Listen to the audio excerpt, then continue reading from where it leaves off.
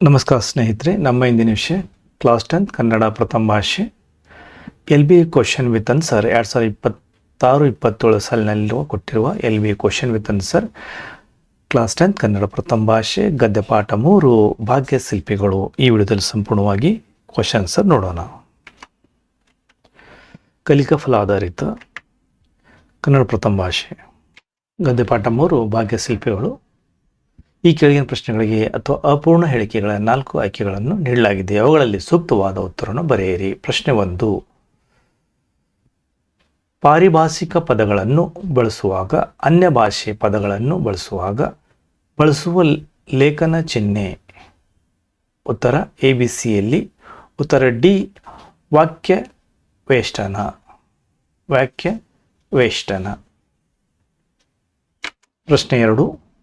ಒಬ್ಬರು ಹೇಳಿದ ಮಾತನ್ನೇ ಯಥಾವತ್ತವಾಗಿ ಬರೆಯುವಾಗ ಈ ಚಿಹ್ನೆಯನ್ನು ಬಳಸಲಾಗುವುದು. ABCDಯಲ್ಲಿ. ಉತ್ತರ D ಉದ್ಧರಣ. ಈ ಪ್ರಶ್ನೆ 2020, 2022, 2026ರಲ್ಲಿ, 2023ರಲ್ಲಿ ಕೂಡ ಈ ಪ್ರಶ್ನೆಯನ್ನು ಉಪಯೋಗಿಸಲಾಗಿದೆ. ಒಬ್ಬ ಹೇಳಿದ ಮಾತನ್ನೇ ಯಥಾವತ್ತವಾಗಿ ಬರೆಯುವಾಗ ಈ ಚಿಹ್ನೆಯನ್ನು ಬಳಸಲಾಗುವುದು. ಉತ್ತರ C ಉದ್ಧರಣ. ಪ್ರಶ್ನೆ 3. ಸಂಬೋಧನೆ, ಹರ್ಷ, ಆಶ್ಚರ್ಯ, ದುಃಖ ಮುಂತಾದ ಭಾವನೆಗಳ ಉಂಟಾದಾಗ ಬಳಸುವ ಲೇಖನ ಚಿಹ್ನೆ.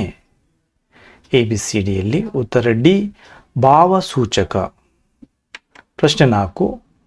ಬಟ್ಟೆ, ಗಿರಣಿ, ರಟ್ಟು, ಪೆನ್ಸಿಲ್ಲು ತಯಾರಿಕಾ ಘಟಕಗಳನ್ನು ಸ್ಥಾಪಿಸಲಾಗಿದೆ. ಈ ವಾಕ್ಯದಲ್ಲಿ ಇರಬೇಕಾದ ಲೇಖನ ಚಿಹ್ನೆ. ABCDಯಲ್ಲಿ. ಉತ್ತರ A ಅಲ್ಪವಿರಾಮ. ಪ್ರಶ್ನೆ 5. ಒಂದು ಪದವನ್ನು ವಾಕ್ಯವನ್ನು ಹೇಳಿ ಅದಕ್ಕೆ ಸಮಾನಾರ್ಥ ಪದವನ್ನು ವಾಕ್ಯವನ್ನು ಹೇಳುವಾಗ ಬಳಸಬೇಕಾದ ಲೇಖನ ಚಿಹ್ನೆ. ABCDಯಲ್ಲಿ. ಉತ್ತರ C ಆವರಣ. ಪ್ರಶ್ನೆ 6. ಒಂದು ಅಭಿಪ್ರಾಯದ ವಿವರಣೆ ಮುಂದೆ ತಿಳಿಸಿದಂತೆ ಇದೆ ಎಂದು ತೋರಿಸುವ ಸಂದರ್ಭದಲ್ಲಿ ಬಳಸುವ ಲೇಖನ ಚಿಹ್ನೆ. ABCDಯಲ್ಲಿ. ಉತ್ತರ B ವಿವರಣಾತ್ಮಕ. ಪ್ರಶ್ನೆ 7. ಅನೇಕ ಉಪವಾಕ್ಯಗಳು ಒಂದು ಪ್ರಧಾನ ವಾಕ್ಯಕ್ಕೆ ಅಧೀನವಾಗಿದ್ದಾಗ ಉಪವಾಕ್ಯಗಳು ಮುಗಿದಾಗೆಲ್ಲ ಈ ಚಿಹ್ನೆಯನ್ನು ಬಳಸಲಾಗುವುದು. ಉತ್ತರ ABCDಯಲ್ಲಿ. ಉತ್ತರ C ಅರ್ಧವಿರಾಮ. ಪ್ರಶ್ನೆ 8. ಯುದ್ಧಕ್ಕೆ ಹೋಗಿರುವ ತನ್ನ ಮಗನ ಕಣ್ಣುಗಳಂತೆ ಇವೆಲ್ಲ ಇಲ್ಲಿ ಬಳಕೆಯಾಗಿರುವ ಲೇಖನ ಚಿಹ್ನೆ. ಉತ್ತರ ABCDಯಲ್ಲಿ. ಉತ್ತರ B ಪ್ರಶ್ನಾರ್ಥಕ. ಪ್ರಶ್ನೆ 9. ಸಂಬೋಧನೆ ಮುಂದೆ ಹಾಗೂ ಕೃತ್ಯ, ಕರ್ಮ, ಕ್ರಿಯಾಪದಗಳಿಗೆ ಬೇರೆ ಬೇರೆ ವಿಷಯಗಳು ಬಂದಾಗ ಕೊನೆಯ ವಿಶೇಷಣವನ್ನು ಬಿಟ್ಟು ಉಳಿದವುಗಳ ಮುಂದೆ ಈ ಚಿಹ್ನೆಯನ್ನು ಬಳಸಲಾಗುವುದು. ಉತ್ತರ ABCDಯಲ್ಲಿ. D ಅಲ್ಪವಿರಾಮ. ಪ್ರಶ್ನೆ 10. ಸಿನಿಮಾ ಜಾಗದಲ್ಲಿ ನಿಮ್ಮ ಜಾಗವನ್ನು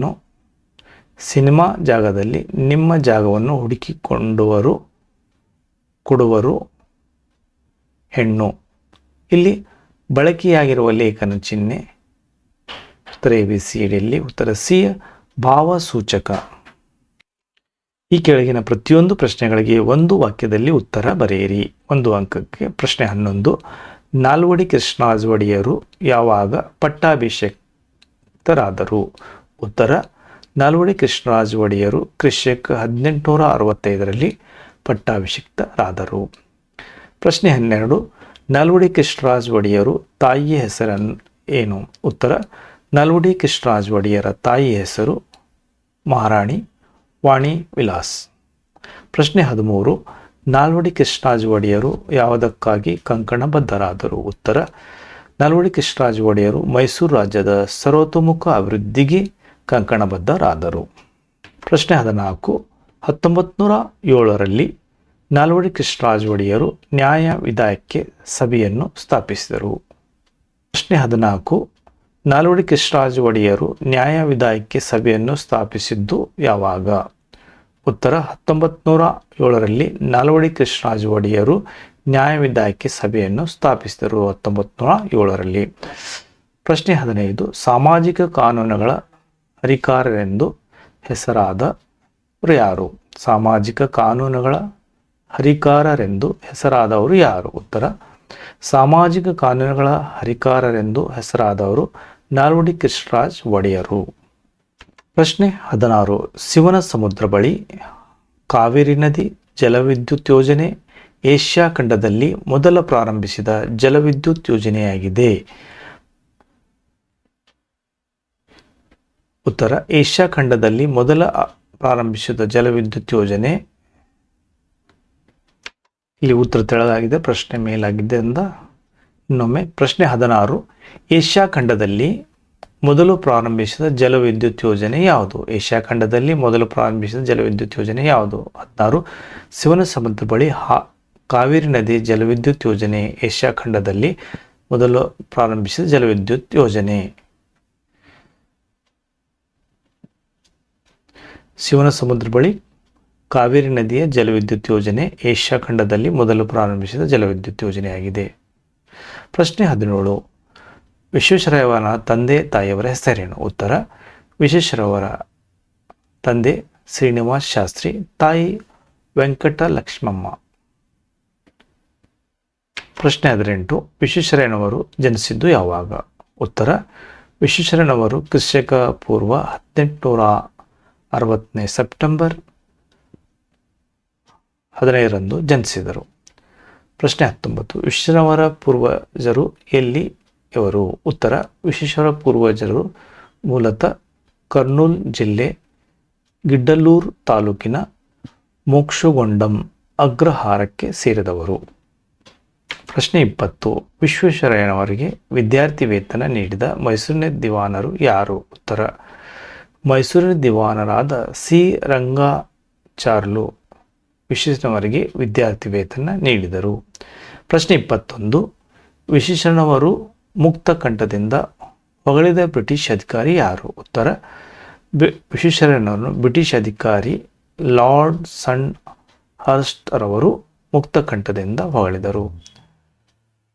ಪ್ರಶ್ನೆ 22. ಹೈದರಾಬಾದ್ ನಗರಕ್ಕೆ ಯಾವ ನದಿಗಳ ಪ್ರವಾಹದಿಂದ ನಷ್ಟ ಸಂಭವಿಸುತ್ತಿತ್ತು?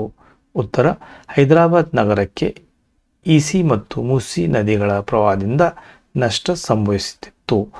ಪ್ರಶ್ನೆ 23. ಬ್ರಿಟಿಷ್ ಸರ್ಕಾರ ವಿಶ್ವೇಶ್ವರಯ್ಯನವರಿಗೆ ಯಾವ ಪದವಿಯನ್ನು ನೀಡಿ ಗೌರವಿಸಿತು? ಉತ್ತರ ಬ್ರಿಟಿಷ್ ಸರ್ಕಾರ ವಿಶ್ವೇಶ್ವರಯ್ಯನವರಿಗೆ ಸರ್ ಪದವಿಯನ್ನು ನೀಡಿ ಗೌರವಿಸಿತು. ಪ್ರಶ್ನೆ 24. ವಿಶ್ವೇಶ್ವರಯ್ಯನವರಿಗೆ ಭಾರತ ಸರ್ಕಾರ ನೀಡಿದ ಅತ್ಯುನ್ನತ ಪ್ರಶಸ್ತಿ ಯಾವುದು? ಉತ್ತರ ವಿಶ್ವೇಶ್ವರಯ್ಯನವರಿಗೆ ಭಾರತದ ಸರ್ಕಾರವು ನೀಡಿದ ಅತ್ಯುನ್ನತ ಪ್ರಶಸ್ತಿ ಭಾರತ ರತ್ನ ಪ್ರಶಸ್ತಿ. ಪ್ರಶ್ನೆ 25. ವಿಶ್ವೇಶ್ವರಯ್ಯ ಅವರನ್ನು ದಿವಾನರಾಗಿ ನೇಮಿಸಿದವರು ಯಾರು? ಉತ್ತರ ಮೈಸೂರು ಸಂಸ್ಥಾನದ ಮಹಾರಾಜರಾಗಿದ್ದ ನಾಲ್ವಡಿ ಕೃಷ್ಣರಾಜ ಒಡೆಯರು ವಿಶ್ವೇಶ್ವರಯ್ಯನವರನ್ನು ದಿವಾನರಾಗಿ ನೇಮಿಸಿದರು. ನಾಲ್ವಡಿ ಕೃಷ್ಣರಾಜ ಒಡೆಯರು. ಪ್ರಶ್ನೆ 26. ವಿಶ್ವೇಶ್ವರಯ್ಯನವರು ಮೈಸೂರು ಬ್ಯಾಂಕ್ ಸ್ಥಾಪಿಸಿದ್ದು ಯಾವಾಗ? ಉತ್ತರ 1913ರಲ್ಲಿ ವಿಶ್ವೇಶ್ವರಯ್ಯನವರು ಮೈಸೂರು ಬ್ಯಾಂಕ್ ಸ್ಥಾಪಿಸಿದರು. 1913ರಲ್ಲಿ ಮೈಸೂರು ಬ್ಯಾಂಕನ್ನು ಸ್ಥಾಪಿಸಿದರು. ಪ್ರಶ್ನೆ 27. ವಿಶ್ವೇಶ್ವರಯ್ಯ ಅವರು ಹುಟ್ಟು ಹಬ್ಬದ ನೆನಪಿಗಾಗಿ ಯಾವ ದಿನಾಚರಣೆಯನ್ನು ಮಾಡಲಾಗುತ್ತಿದೆ? ಉತ್ತರ ವಿಶ್ವೇಶ್ವರಯ್ಯ ಅವರು ಹುಟ್ಟು ಹಬ್ಬದ ನೆನಪಿಗಾಗಿ ಇಂಜಿನಿಯರ್ ದಿನಾಚರಣೆಯನ್ನು ಮಾಡಲಾಗಿದೆ. ಪ್ರಶ್ನೆ 28. ವಿಶ್ವೇಶ್ವರಯ್ಯನವರು ಈ ಲೋಕವನ್ನು ತ್ಯಜಿಸಿದ್ದು ಯಾವಾಗ? ಉತ್ತರ ವಿಶ್ವೇಶ್ವರಯ್ಯನವರು ತಮ್ಮ 102ನೇ ವಯಸ್ಸಿನಲ್ಲಿ, ಅಂದರೆ 1962ರಲ್ಲಿ ಈ ಲೋಕವನ್ನು ತ್ಯಜಿಸಿದರು. 1962ರಲ್ಲಿ. ಈ ಕೆಳಗಿನ ಪ್ರಶ್ನೆಗಳಿಗೆ 3 ಅಥವಾ 4 ವಾಕ್ಯದಲ್ಲಿ ಉತ್ತರ ಬರೆಯಿರಿ. 2 ಅಂಕ ಪ್ರಶ್ನೆ. ಪ್ರಶ್ನೆ 29. ನಾಲ್ವಡಿ ಕೃಷ್ಣರಾಜ ಒಡೆಯರು ಕಾಲದಲ್ಲಿ ಕಾರ್ಯನಿರ್ವಹಿಸಿ ಸ್ವಯಂ ಆಡಳಿತ ಕ್ಷೇತ್ರಗಳನ್ನು ತಿಳಿಸಿ. ಉತ್ತರ ನಾಲ್ವಡಿ ಕೃಷ್ಣರಾಜ ಒಡೆಯರ್ ಕಾಲದಲ್ಲಿ ಸ್ಥಳೀಯ ಸಂಸ್ಥೆಗಳನ್ನು ರಚಿಸಿ ಆಡಳಿತ ವಿಕೇಂದ್ರೀಕರಣಕ್ಕೆ ಅನ್ನುವ ಮಾಡಿಕೊಳ್ಳಲಾಯಿತು. ಇದರಿಂದ ನಗರ ಪಾಲಿಕೆಗಳು ಹಾಗೂ ಗ್ರಾಮ ಪಂಚಾಯಿತಿಗಳು ಕಾರ್ಯನಿರ್ವಹಿಸಲು ಪ್ರಾರಂಭ ಮಾಡಿದವು. ಇವರ ಕಾಲದಲ್ಲಿ 1 ಗ್ರಾಮ ನಿರ್ಮೂಲೀಕರಣ, 2 ವೈದ್ಯ ಸಹಾಯ, 3 ವಿದ್ಯಾ ಪ್ರಚಾರ, 4 ನೀರಿನ ಸೌಕರ್ಯ, 5 ಪ್ರಯಾಣ ಸೌಲಭ್ಯ ಮುಂತಾದ ಕ್ಷೇತ್ರಗಳು ಸ್ವಯಂ ಆಡಳಿತ ಕ್ಷೇತ್ರಗಳಾದವು. ಪ್ರಶ್ನೆ 30. ನಾಲ್ವಡಿ ಕೃಷ್ಣರಾಜ ಒಡೆಯರು ಸ್ಥಾಪಿಸಿದ ನ್ಯಾಯವಿಧಾಯಕ ಸಭೆಯನ್ನು ಕುರಿತು ತಿಳಿಸಿ. ಉತ್ತರ: 1907ರಲ್ಲಿ ನಾಲ್ವಡಿ ಕೃಷ್ಣರಾಜ ಒಡೆಯರು ನ್ಯಾಯವಿಧಾಯಕ ಸಭೆಯನ್ನು ಸ್ಥಾಪಿಸಿದರು. ಈ ಸಭೆ 50 ಜನ ಸದಸ್ಯರನ್ನು ಹೊಂದಿತ್ತು. ಇದರಲ್ಲಿ ಜನರಿಂದ ನೇರವಾಗಿ 22 ಜನ ಸದಸ್ಯರು ಆಯ್ಕೆಯಾಗುತ್ತಿದ್ದರು. ಮೇಲ್ಮನೆಯ ರೀತಿಯ ಕಾರ್ಯನಿರ್ವಹಿಸುತ್ತಿದ್ದ ನ್ಯಾಯವಿಧಾಯಕ ಸಭೆ ಬೆಂಗಳೂರಿನಲ್ಲಿ ಜೂನ್ ಮತ್ತು ಡಿಸೆಂಬರ್ ತಿಂಗಳಲ್ಲಿ ಸಮಾವೇಶಗೊಳ್ಳುತ್ತಿತ್ತು. ಪ್ರಜಾಪ್ರತಿನಿಧಿ ಸಭೆಯಲ್ಲಿ ಮಂಡಿಸಿದ ಎಲ್ಲ ವಿಷಯಗಳನ್ನು ವಿಮರ್ಶಿಸುವ ಅಧಿಕಾರ ಈ ಸಭೆಗೆ ಇತ್ತು. ಯಾವುದೇ ಕಾನೂನನ್ನು ಜಾರಿಗೊಳಿಸಲು ನ್ಯಾಯವಿಧಾಯಕ ಸಭೆಯು ಅನುಮತಿ ಅಗತ್ಯವಾಗಿತ್ತು. ಅದಕ್ಕೆ ಸರ್ಕಾರದ ಖರ್ಚುಗಳನ್ನು ಕಡಿಮೆ ಮಾಡುವ ಅಧಿಕಾರ ಸಹ ಇದ್ದಿತು. ಪ್ರಶ್ನೆ 31. ನಾಲ್ವಡಿ ಕೃಷ್ಣರಾಜ ಒಡೆಯರು ಕಾಲದಲ್ಲಿ ಕಾರ್ಯರೂಪಕ್ಕೆ ಬಂದ ನೀರಾವರಿ ಯೋಜನೆಗಳಾವು? ಉತ್ತರ: ನಾಲ್ವಡಿ ಕೃಷ್ಣರಾಜ ಒಡೆಯರ ಕಾಲದಲ್ಲಿ ಅಂದರೆ ಕ್ರಿಸ್ತಕ ಪೂರ್ವ 1900ರಲ್ಲಿ ಶಿವನಸಮುದ್ರ ಬಳಿ ಕಾವೇರಿ ನದಿಯಿಂದ ಜಲವಿದ್ಯುತ್ ಉತ್ಪಾದನಾ ಕೇಂದ್ರ ಪ್ರಾರಂಭವಾಯಿತು. ಇದು ಭಾರತದ ಮಾತ್ರವಲ್ಲ, ಏಷ್ಯಾ ಖಂಡದಲ್ಲಿ ಮೊದಲ ಜಲವಿದ್ಯುತ್ ಯೋಜನೆಯಾಗಿದೆ. 1907ರಲ್ಲಿ ಮಾರಿ ಕಣಿವೆಯಲ್ಲಿ ವಾಣಿ ವಿಲಾಸ್ ಸಾಗರ ಅಣೆಕಟ್ಟನ್ನು ಕಟ್ಟಲಾಯಿತು. 1911ರಲ್ಲಿ ಕೃಷ್ಣರಾಜ ಸಾಗರ್ ಅಣೆಕಟ್ಟನ್ನು ನಿರ್ಮಿಸಲಾಯಿತು. ಇವು ನೀರಾವರಿ ಕ್ಷೇತ್ರಕ್ಕೆ ನಾಲ್ವಡಿ ಕೃಷ್ಣರಾಜ ಒಡೆಯರು ನೀಡಿದ ಬೃಹತ್ ಕೊಡುಗೆಯಾಗಿವೆ. ಪ್ರಶ್ನೆ 32.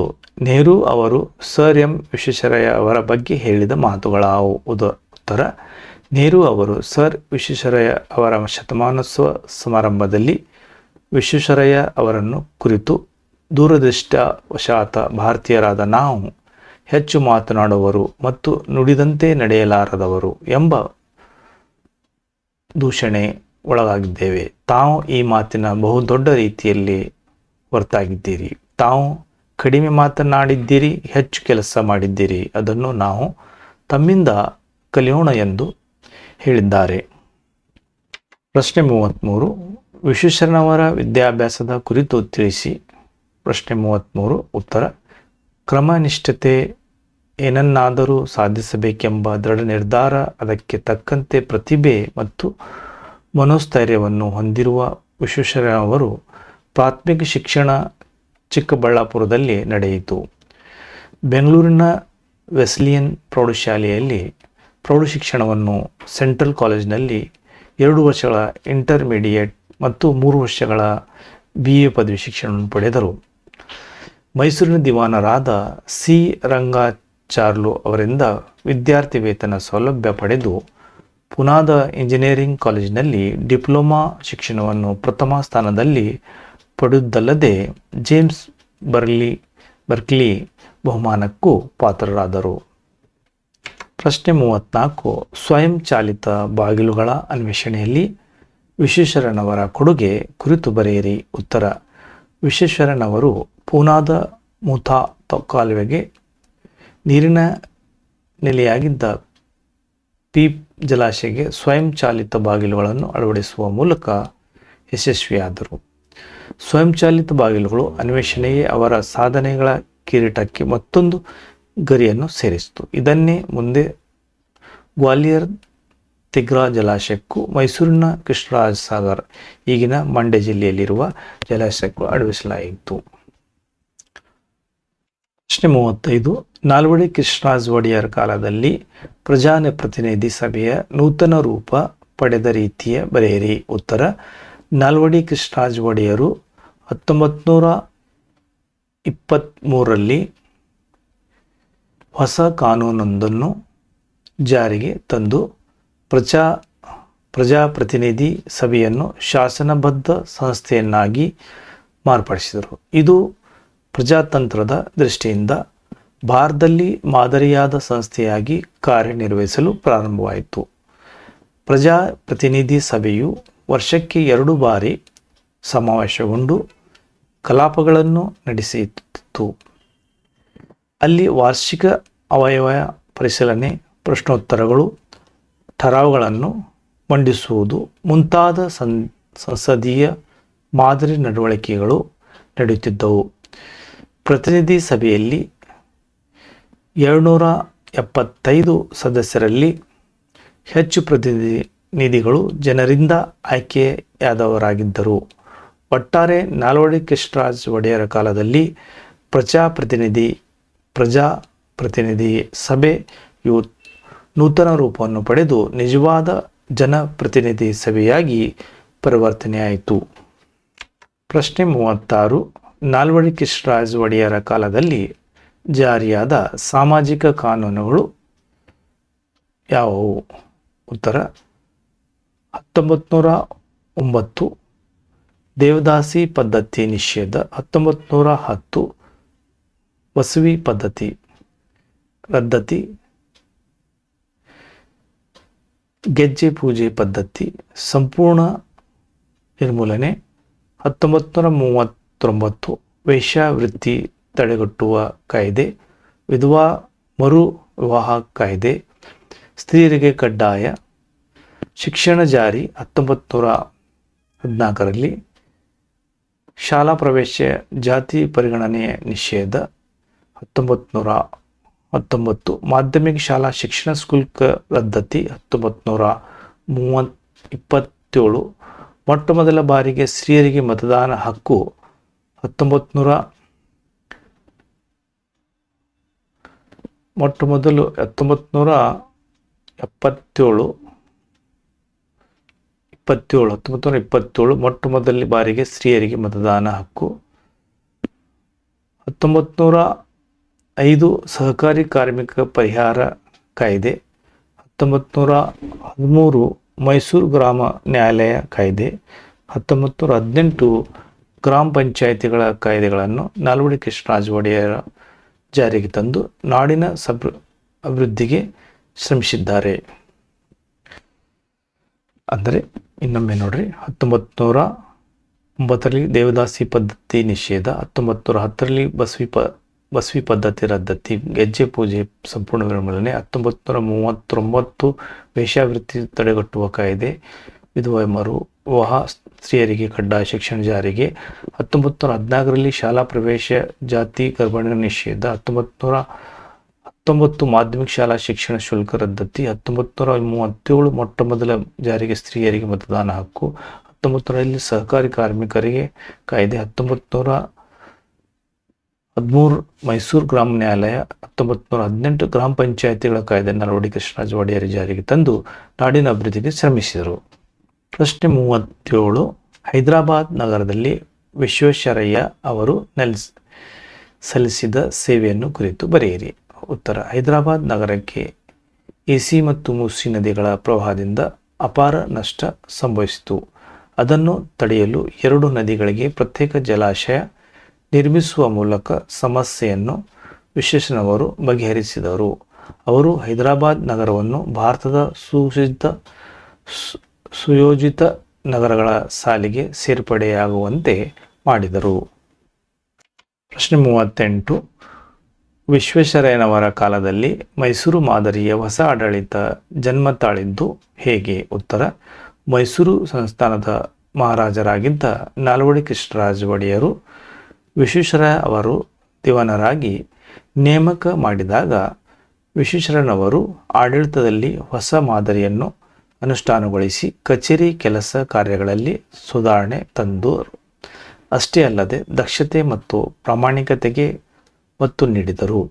ಸಂಸ್ಥಾನದಲ್ಲಿ ಸ್ಥಳೀಯ ಮಟ್ಟದಲ್ಲಿ ಕೇಂದ್ರೀಕೃತವಾಗಿದ್ದ ನ್ಯಾಯಾಂಗ ಮತ್ತು ಕಾರ್ಯಾಂಗಗಳ ಅಧಿಕಾರವನ್ನು ಪ್ರತ್ಯೇಕಗೊಳಿಸಿದರು. ಇದರಿಂದ ಮೈಸೂರು ಮಾದರಿ ಎಂಬ ಹೊಸ ಆಡಳಿತ ಮಾದರಿ ಜನ್ಮ ತಾಳಿತು. ಮೈಸೂರಿನ ಆಡಳಿತ ರೀತಿಯ ಗಾಂಧೀಜಿಯವರು ಮುಕ್ತ ಕಂಠದಿಂದ ಹೊಗಳಿದರು. ಪ್ರಶ್ನೆ 39. ಕೈಗಾರಿಕೀಕರಣಕ್ಕೆ ವಿಶ್ವೇಶ್ವರಯ್ಯನವರು ನೀಡಿದ ಕೊಡುಗೆಗಳನ್ನು ತಿಳಿಸಿ. ಉತ್ತರ: ಕೈಗಾರಿಕೀಕರಣ ಇಲ್ಲವೇ ಅವನತಿ ಎಂದು ಘೋಷಣೆ ಮಾಡಿದ ವಿಶ್ವೇಶ್ವರಯ್ಯನವರು ಭದ್ರಾವತಿಯಲ್ಲಿ ಕಬ್ಬಿಣ ಮತ್ತು ಉಕ್ಕು ಕಾರ್ಖಾನೆಯೊಂದನ್ನು ಸ್ಥಾಪಿಸಿದರು. ಹೆಂಚಿನ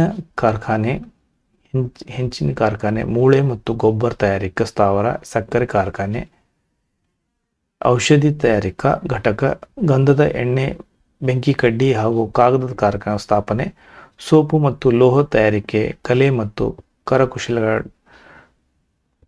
ಡಿಪೋ, ಕೃಷ್ಣರಾಜೇಂದ್ರ ಬಟ್ಟೆ ಗಿರಣಿ, ಕಾಗದ ತಿರುಳು, ರಟ್ಟು, ಪೆನ್ಸಿಲ್, ಬೆಂಕಿ ಕಡ್ಡಿ ಮತ್ತು ಪೀಠೋಪಕರಣಗಳ ತಯಾರಿಕಾ ಘಟಕಗಳನ್ನು ಪ್ರಾರಂಭಿಸಿ ಕೈಗಾರಿಕೀಕರಣಕ್ಕೆ ಕೊಡುಗೆ ನೀಡಿದ್ದಾರೆ. ಪ್ರಶ್ನೆ 40. ವಿಶ್ವೇಶ್ವರಯ್ಯ ಅವರು ಹಣಕಾಸು ನೀತಿಯಲ್ಲಿ ಮಾಡಿದ ಮಾರ್ಪಾಡುಗಳಾವು? ಉತ್ತರ: ವಿಶ್ವೇಶ್ವರಯ್ಯನವರು 1913ರಲ್ಲಿ ಮೈಸೂರು ಬ್ಯಾಂಕನ್ನು ಸ್ಥಾಪಿಸಿದರು. ಉಳಿತಾಯ ಬ್ಯಾಂಕುಗಳು ಅಸ್ತಿತ್ವಕ್ಕೆ ಬಂದವು.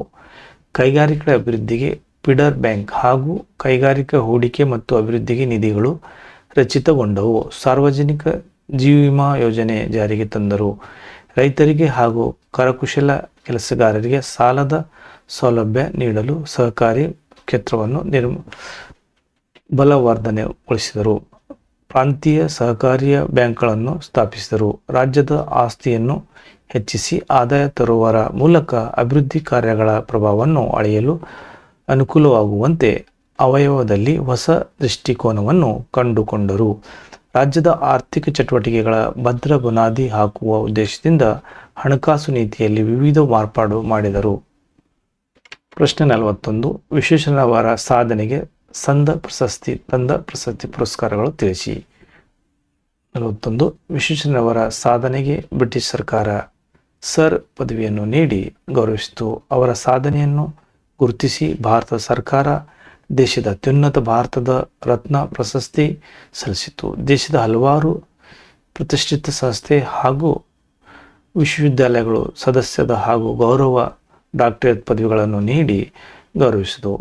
ಮಹಾನ್ ಆಡಳಿತಗಾರರಾದ ಇವರ ಶತಮಾನೋತ್ಸವ ಸವಿನೆನಪಿಗಾಗಿ ವಿಶೇಷ ಅಂಚೆ ಚೀಟಿ ಬಿಡುಗಡೆ ಮಾಡಲಾಯಿತು. ಸೆಪ್ಟೆಂಬರ್ 15, 1960ರಂದು ಶತಮಾನೋತ್ಸವ ಅಭಿನಂದನೆ ಸರ್ ಎಂ ವಿಶ್ವೇಶ್ವರಯ್ಯ ಅಭಿನಂದನಾ ಗ್ರಂಥವನ್ನು ಪ್ರಕಟಿಸಲಾಯಿತು. ಇವರ ಹುಟ್ಟು ಹಬ್ಬದ ನೆನಪಿಗಾಗಿ ಅವರ ಜನ್ಮದಿನ ಇಂಜಿನಿಯರಿಂಗ್ ದಿನಾಚರಣೆ ಎಂದು ಆಚರಿಸಲಾಗಿದೆ. ಪ್ರಶ್ನೆ 42. ವಿಶ್ವೇಶ್ವರಯ್ಯನವರ reconstructing India, planned economic for India ಹಾಗೂ ಆತ್ಮಚರಿತ memories of working life nation building plan for India ಕೃತಿಗಳನ್ನು ರಚಿಸಿದವರು. ಪ್ರಶ್ನೆ 42. ವಿಶ್ವೇಶ್ವರಯ್ಯನವರು ರಚಿಸಿದ ಕೃತಿಗಳಾವು?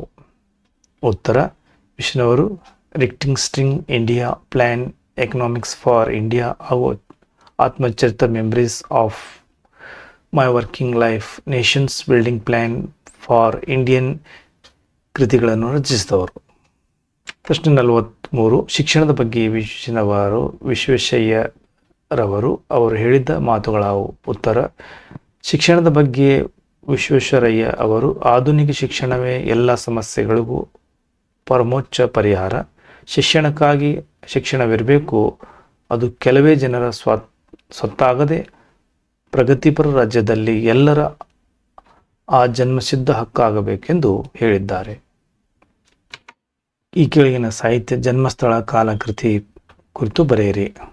ಪ್ರಶ್ನೆ 44. DS ಜಯಪ್ಪಗೌಡ ಅವರ ಬಗ್ಗೆ. DS ಜಯಪ್ಪಗೌಡ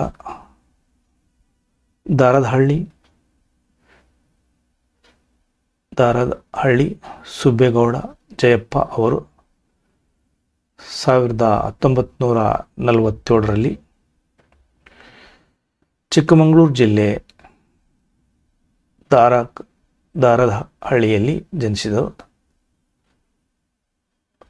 ಶ್ರೀಯುತರು ದಿವಾನ್ ಸರ್ ಎಂ ವಿಶ್ವೇಶ್ವರಯ್ಯನವರ ಕಾರ್ಯಸಾಧನೆಗಳ ಕರ್ನಾಟಕ ಗ್ರಾಮೀಣ ಸಂಸ್ಥೆಗಳು, ಕರ್ನಾಟಕದ ಕಡಲಾಚೆಯ ಸಂಪರ್ಕಗಳು, ಜನಪದ ಆಟಗಳು ಮೊದಲಾದ ಪ್ರಮುಖ ಕೃತಿಗಳನ್ನು ರಚಿಸಿದ್ದಾರೆ.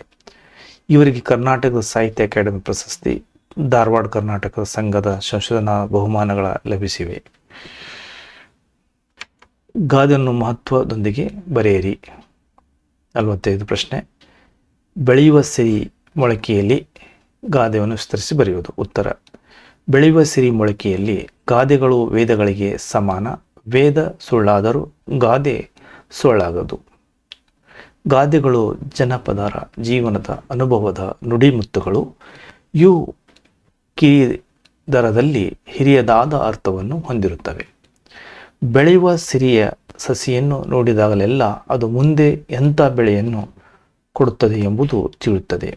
ಹಾಗೆ ಬಾಲ್ಯದಲ್ಲಿ ಮಕ್ಕಳ ನಡೆನುಡಿಗಳನ್ನು ಗಮನಿಸಿದರೆ ಮುಂದೆ ಅವರು ಏನಾಗುತ್ತಾರೆ ಎಂಬುದನ್ನು ಅರಿಯಬಹುದು. ಕ್ರಿಕೆಟ್ ಆಟಗಾರನ ಸಚಿನ್ ಜೀವನವೇ ಇದಕ್ಕೊಂದು ಉತ್ತಮ ಉದಾಹರಣೆ. ಮೊಳಕೆ ಚೆನ್ನಾಗಿದ್ದರೆ ಬೆಳೆ ಚೆನ್ನಾಗಿರುತ್ತದೆ. ಅದೇ ರೀತಿ ಮಕ್ಕಳು ಬಾಲ್ಯದಲ್ಲಿ ಉತ್ತಮ ಗುಣಗಳನ್ನು ಬಳಸಿಕೊಂಡರೆ ಮುಂದೆ ಅವರು ಉತ್ತಮ ವ್ಯಕ್ತಿಗಳಾಗುತ್ತಾರೆ ಎಂಬುದೇ ಈ ಗಾದೆಯ ಅರ್ಥವಾಗಿದೆ. ಈ ಕೆಳಗಿನ ಅಥವಾ ಹೇಳಿಕೆಗಳ ಸಂದರ್ಭವನ್ನು ಸ್ವಾರಸ್ಯವಾಗಿ ಬರೆಯಿರಿ. ಸಂದರ್ಭ. ಪ್ರಶ್ನೆ 46. ಸಂದರ್ಭ: ಸಾಮಾಜಿಕ ಕಾನೂನುಗಳ ಹರಿಕಾರ. ಸಂದರ್ಭ: ಸಾಮಾಜಿಕ ಕಾನೂನುಗಳ ಹರಿಕಾರ. ಆಯ್ಕೆ: ಪ್ರಸ್ತುತ ವಾಕ್ಯವನ್ನು ಪಠ್ಯ ಪುಸ್ತಕ ಸಮಿತಿ ರಚಿಸಿರುವ ನಾಲ್ವಡಿ ಕೃಷ್ಣರಾಜ ಒಡೆಯರ್ ಲೇಖನದಿಂದ ಆಯ್ದ ಭಾಗ್ಯಶಿಲ್ಪಿಗಳು ಎಂಬ ಗದ್ಯಪಾಠದಿಂದ ಆರಿಸಿಕೊಳ್ಳಲಾಗಿದೆ. ಸಂದರ್ಭ: ಲೇಖಕರು ನಾಲ್ವಡಿ ಕೃಷ್ಣರಾಜ ಒಡೆಯರ ಕೊಡುಗೆಗಳನ್ನು ವಿವರಿಸುತ್ತಾ ಒಡೆಯರು ಸ್ಥಳೀಯ ಸಂಸ್ಥೆಗಳನ್ನು ರಚಿಸಿ ಆಡಳಿತ ವಿಕೇಂದ್ರೀಕರಣಕ್ಕೆ ಅನುವು ಮಾಡಿಕೊಟ್ಟರು. ಇದರಿಂದ ನಗರ ಪಾಲಿಕೆ ಹಾಗೂ ಗ್ರಾಮ ಪಂಚಾಯಿತಿಗಳು ಕಾರ್ಯನಿರ್ವಹಿಸಲು ಪ್ರಾರಂಭ ಮಾಡಿದವು. ಸಾಹಿತ್ಯ, ಸಂಗೀತ, ವಾಸ್ತುಶಿಲ್ಪಗಳ ಅಭಿವೃದ್ಧಿಗೆ ಒತ್ತು ನೀಡಿದರು. ಮೈಸೂರು ಸಂಸ್ಥಾನವನ್ನು ಮಾದರಿಯ ಸಂಸ್ಥಾನವನ್ನಾಗಿ ರೂಪಿಸುವ ಮೂಲಕ ಸಾಮಾಜಿಕ ಕಾನೂನುಗಳ ಹರಿಕಾರ ಎಂದು ಹೆಸರಾದವರು ಎಂದು ಲೇಖಕರು ಹೇಳುವಾಗ ಈ ಮೇಲಿನ ಮಾತು ಬಂದಿದೆ. ಸಂದರ್ಭದ ಸಾರಾಂಶ ನೋಡೋಣ. ಸ್ವಂತ ರಾಜರಾಗಿ ಕೇಂದ್ರೀಕೃತ ವ್ಯವಸ್ಥೆಗೆ ಬದಲಾಗಿ ಆಡಳಿತದಲ್ಲಿ ವಿಕೇಂದ್ರೀಕೃತ ವ್ಯವಸ್ಥೆ ತಂದು ಸಾಮಾಜಿಕ ಕಾನೂನುಗಳನ್ನು ಜಾರಿಗೊಳಿಸಿದ ಒಡೆಯರಿಗೆ ಬಿರುದು ಒಪ್ಪುವಂತಾದದ್ದು ಈ ಎಂಬುದು ಲೇಖಕರು ಮಾತಿನಲ್ಲಿ ಸ್ವಾರಸ್ಯಪೂರ್ಣವಾಗಿ ವ್ಯಕ್ತವಾಗಿದೆ. ಪ್ರಶ್ನೆ 47. ಸಂದರ್ಭ: ಮೈಸೂರು ಸಂಸ್ಥಾನಕ್ಕೆ ಮಾದರಿ ಮೈಸೂರು ಎಂಬ ಕೀರ್ತಿ ಪ್ರಾಪ್ತವಾಯಿತು. ಉತ್ತರ: ಸಂದರ್ಭ: ಮೈಸೂರು ಸಂಸ್ಥಾನಕ್ಕೆ ಮಾದರಿ ಮೈಸೂರು ಎಂಬ ಕೀರ್ತಿ. ಆಯ್ಕೆ: ಪ್ರಸ್ತುತ ವಾಕ್ಯವನ್ನು ಪಠ್ಯಪುಸ್ತಕ ಸಮಿತಿ ರಚಿಸಿರುವ ನಾಲ್ವಡಿ ಕೃಷ್ಣರಾಜ ಒಡೆಯರು ಲೇಖನದಿಂದ ಆಯ್ದ ಭಾಗ್ಯಶಿಲ್ಪಿಗಳು ಎಂಬ ಗದ್ಯಪಾಠದಿಂದ ಆರಿಸಿಕೊಳ್ಳಲಾಗಿದೆ. ಸಂದರ್ಭ: ನಾಲ್ವಡಿ ಕೃಷ್ಣರಾಜ ಒಡೆಯರು 1902 ಆಗಸ್ಟ್ 8ನೇ ತಾರೀಖರಂದು ಮೈಸೂರು ರಾಜ್ಯದ ನೇರ ಉಸ್ತುವಾರಿ ವಹಿಸಿಕೊಂಡು 1902 ಆಗಸ್ಟ್ 8ನೇ ತಾರೀಖಿನಂದು ಮೈಸೂರು ರಾಜ್ಯದ ನೇರ ಉಸ್ತುವಾರಿ ವಹಿಸಿಕೊಂಡು ಮೈಸೂರು ರಾಜ್ಯದ ಸರ್ವತೋಮುಖ ಅಭಿವೃದ್ಧಿಗೆ ಕಂಕಣಬದ್ಧರಾದರು. ಸಮಾಜಮುಖಿಯಾಗಿ ಅಧಿಕಾರವನ್ನು ಸಮರ್ಥವಾಗಿ ಬಳಕೆ ಮಾಡಿಕೊಂಡು ಜನಮನದಲ್ಲಿ ಶಾಶ್ವತವಾಗಿ ಉಳಿಯುವ ಕಾರ್ಯ ಕೈಗೊಂಡು ಮೈಸೂರು ರಾಜ್ಯವನ್ನು ಮಾದರಿಯ ರಾಜ್ಯವನ್ನಾಗಿಸಿದರು ಎಂದು ಹೇಳುವ ಸಂದರ್ಭದಲ್ಲಿ ಲೇಖಕರು ಈ ಮಾತನ್ನು ಹೇಳುತ್ತಾರೆ. ಇಲ್ಲಿ ಸಂದರ್ಭದ ಸಾರಾಂಶ ನೋಡೋಣ. ಪ್ರಜಾತಂತ್ರದ ದೂರದೃಷ್ಟಿಯನ್ನು ಹೊಂದಿ ಮೈಸೂರು ರಾಜ್ಯದ ಅಭಿವೃದ್ಧಿ ನಾಲ್ವಡಿ ಕೃಷ್ಣರಾಜ ಒಡೆಯರು ಕಾಲದಲ್ಲಿ ಕಂಡಿರುವವರು ಈ ಒಡೆಯರ ಆಡಳಿತಕ್ಕೆ ಹಿಡಿದ ಕೈಗನ್ನಡಿಯಾಗಿದೆ. ಪ್ರಶ್ನೆ 48. ಮೊಟ್ಟಮೊದಲು ಜಾರಿಗೆ ಸ್ತ್ರೀಯರಿಗೆ ಮತದಾನ ಹಕ್ಕು. ಸಂದರ್ಭ: ಮೊಟ್ಟಮೊದಲು ಜಾರಿಗೆ ಸ್ತ್ರೀಯರಿಗೆ ಮತದಾನ ಹಕ್ಕು. ಸಂದರ್ಭ: ಪ್ರಸ್ತುತ ಆಯ್ಕೆ ಪಠ್ಯಪುಸ್ತಕ ಸಮಿತಿ ರಚಿಸಿರುವ ನಾಲ್ವಡಿ ಕೃಷ್ಣರಾಜ ಒಡೆಯರು ಲೇಖನದಿಂದ ಆಯ್ದ ಭಾಗ್ಯಶಿಲ್ಪಿಗಳು ಎಂಬ ಗದ್ಯಪಾಠದಿಂದ ಆರಿಸಿಕೊಳ್ಳಲಾಗಿದೆ. ಸಂದರ್ಭ: ನಾಲ್ವಡಿ ಕೃಷ್ಣರಾಜ ಒಡೆಯರು ಅರಸು ಮನೆತನದಿಂದ ಬಂದವರಾಗಿದ್ದರು. ಸಹ ಮನೆತನ ಆಡಳಿತದಲ್ಲಿ ಪಾಲ್ಗೊಳ್ಳುವಿಕೆ ಪರವಾಗಿದ್ದರೂ ಅನೇಕ ಕಾನೂನುಗಳನ್ನು ಜಾರಿಗೆ ತರುವುದರ ಮೂಲಕ ಮಾದರಿಯ ಮೈಸೂರು ಸಂಸ್ಥಾನವನ್ನು ರೂಪಿಸಿದರು. ಸ್ತ್ರೀಯರ ಪರವಾಗಿರುವ ದೇವದಾಸಿ ಪದ್ಧತಿ ನಿಷೇಧ, ವೇಶ್ಯಾವೃತ್ತಿ ತಡೆಗಟ್ಟುವಿಕೆ, ವಿಧವಾ ಮರು ವಿವಾಹ, ಕಡ್ಡಾಯ ಸ್ತ್ರೀ ಶಿಕ್ಷಣ ಮೊದಲಾದ ಬಾರಿಗೆ ಸ್ತ್ರೀಯರಿಗೆ ಮತದಾನ ಹಕ್ಕು ಹೀಗೆ ಹಲವು ಕಾನೂನುಗಳ ಜಾರಿಗೆ ತಂದು ಹೇಳುವ ಸಂದರ್ಭದಲ್ಲಿ ಲೇಖಕರು ಈ ಮಾತನ್ನು ಹೇಳಿದ್ದಾರೆ. ಪ್ರಶ್ನೆ 48. ಮೊಟ್ಟ ಮೊದಲ ಬಾರಿಗೆ ಸ್ತ್ರೀಯರಿಗೆ ಮತದಾನ ಹಕ್ಕು. ಪ್ರಸ್ತುತ ವಾಕ್ಯವನ್ನು ಪಠ್ಯಪುಸ್ತಕ ಸಮಿತಿ ರಚಿಸಿರುವ ನಾಲ್ವಡಿ ಕೃಷ್ಣರಾಜ ಒಡೆಯರು ಲೇಖನದಿಂದ ಆಯ್ದ ಭಾಗ್ಯಶಿಲ್ಪಿಗಳು ಎಂಬ ಗದ್ಯಪಾಠದಿಂದ ಆರಿಸಲಾಗಿದೆ. ನಾಲ್ವಡಿ ಕೃಷ್ಣರಾಜ ಒಡೆಯರು ಅರಸು ಮನೆತನದಿಂದ ಬಂದವರಾಗಿದ್ದರು. ಜನತೆಯ ಆಡಳಿತದಲ್ಲಿ ಪಾಲ್ಗೊಳ್ಳುವಿಕೆ ಪರವಾಗಿದ್ದರೂ ಅನೇಕ ಕಾನೂನುಗಳನ್ನು ಜಾರಿಗೆ ತರುವುದು ಮೂಲಕ ಮಾದರಿಯ ಮೈಸೂರು ಸಂಸ್ಥಾನವನ್ನು ರೂಪಿಸಿದ್ದರು. ಸ್ತ್ರೀಯರ ಪರವಾಗಿಯೂ ದೇವದಾಸಿಯ ಪದ್ಧತಿಯು ನಿಷೇಧ, ವೇಶ್ಯಾವೃತ್ತಿ ತಡೆಗಟ್ಟುವಿಕೆ, ವಿಧವಾ ಮರುವಿವಾಹ ಕಡ್ಡಾಯ, ಸ್ತ್ರೀ ಕಡ್ಡಾಯ ಶಿಕ್ಷಣ, ಮೊದಲು ಬಾರಿಗೆ ಸ್ತ್ರೀಯರಿಗೆ ಮತದಾನ ಹಕ್ಕು, ಹೀಗೆ ಹಲವು ಕಾನೂನುಗಳು ಜಾರಿಗೆ ತಂದರು ಎಂದು ಹೇಳುವ ಸಂದರ್ಭದಲ್ಲಿ ಲೇಖಕರು ಈ ಮಾತನ್ನು ಹೇಳಿದ್ದರು. ಸಂದರ್ಭದ ಸಾರಾಂಶ ನೋಡೋಣ. ನಾಲ್ವಡಿ ಕೃಷ್ಣರಾಜ ಒಡೆಯರು ಸ್ತ್ರೀಯರ ಪರವಾಗಿಯೂ ಕಾನೂನುಗಳನ್ನು ಜಾರಿಗೆ ತರುವುದರ ಮೂಲಕ ಸ್ತ್ರೀಯರ ಏಳಿಗೆಗೆ ಶ್ರಮಿಸಿರುವಲ್ಲಿ ಇಲ್ಲಿ ಸ್ವಾರಸ್ಯಪೂರ್ಣವಾಗಿ ವ್ಯಕ್ತವಾಗಿದೆ. ಪ್ರಶ್ನೆ 49. ಮೈಸೂರು ಗ್ರಾಮ ನ್ಯಾಯಾಲಯ ಕಾಯ್ದೆ. ಮೈಸೂರು ಗ್ರಾಮ ನ್ಯಾಯಾಲಯ ಕಾಯ್ದೆ ಆಯ್ಕೆ. ಪ್ರಸ್ತುತ ವಾಕ್ಯವನ್ನು ಪಠ್ಯಪುಸ್ತಕ ಸಮಿತಿ ರಚಿಸಿರುವ ನಾಲ್ವಡಿ ಕೃಷ್ಣರಾಜ ಒಡೆಯರು ಲೇಖನದಿಂದ ಆಯ್ದ ಭಾಗ್ಯಶಿಲ್ಪಿಗಳು ಎಂಬ ಗದ್ಯಪಾಠದಿಂದ ಆರಿಸಿಕೊಳ್ಳಲಾಗಿದೆ. ಸಂದರ್ಭ: ನಾಲ್ವಡಿ ಕೃಷ್ಣರಾಜ ಒಡೆಯರ ಅವಧಿಯಲ್ಲಿ ದಿವಾನರಾಗಿದ್ದ ಸರ್ ಕೆ ಶೇಷಾದ್ರಿ ಅಯ್ಯರ್ ಅವರ ಸಹಕಾರದಿಂದ ಆಡಳಿತದಲ್ಲಿ ಹೊಸ ಬದಲಾವಣೆಗಳನ್ನು ತಂದರು. ಆಡಳಿತ ವಿಕೇಂದ್ರೀಕರಿಸಿದರು. ಅನೇಕ ಕ್ಷೇತ್ರಗಳನ್ನು ಸ್ವಯಂ ಆಡಳಿತ ಕ್ಷೇತ್ರಗಳಾಗಿ ಹಲವಾರು ಸಾಮಾಜಿಕ ಕಾನೂನುಗಳನ್ನು ಜಾರಿಗೆ ತಂದರು. ಅವುಗಳಲ್ಲಿ ದೇವದಾಸಿ ಪದ್ಧತಿ ನಿಷೇಧ, ಗೆಜ್ಜೆ ಪೂಜೆ ಪದ್ಧತಿ ನಿಷೇಧ, ಸ್ತ್ರೀಯರಿಗೆ ಕಡ್ಡಾಯ ಶಿಕ್ಷಣ, ಸ್ತ್ರೀಗೆ ಮತದಾನ ಹಕ್ಕು ಇತ್ಯಾದಿ ಕಾಯ್ದೆಗಳೊಂದಿಗೆ ಮೇಲಿನ ಕಾಯ್ದೆಯನ್ನು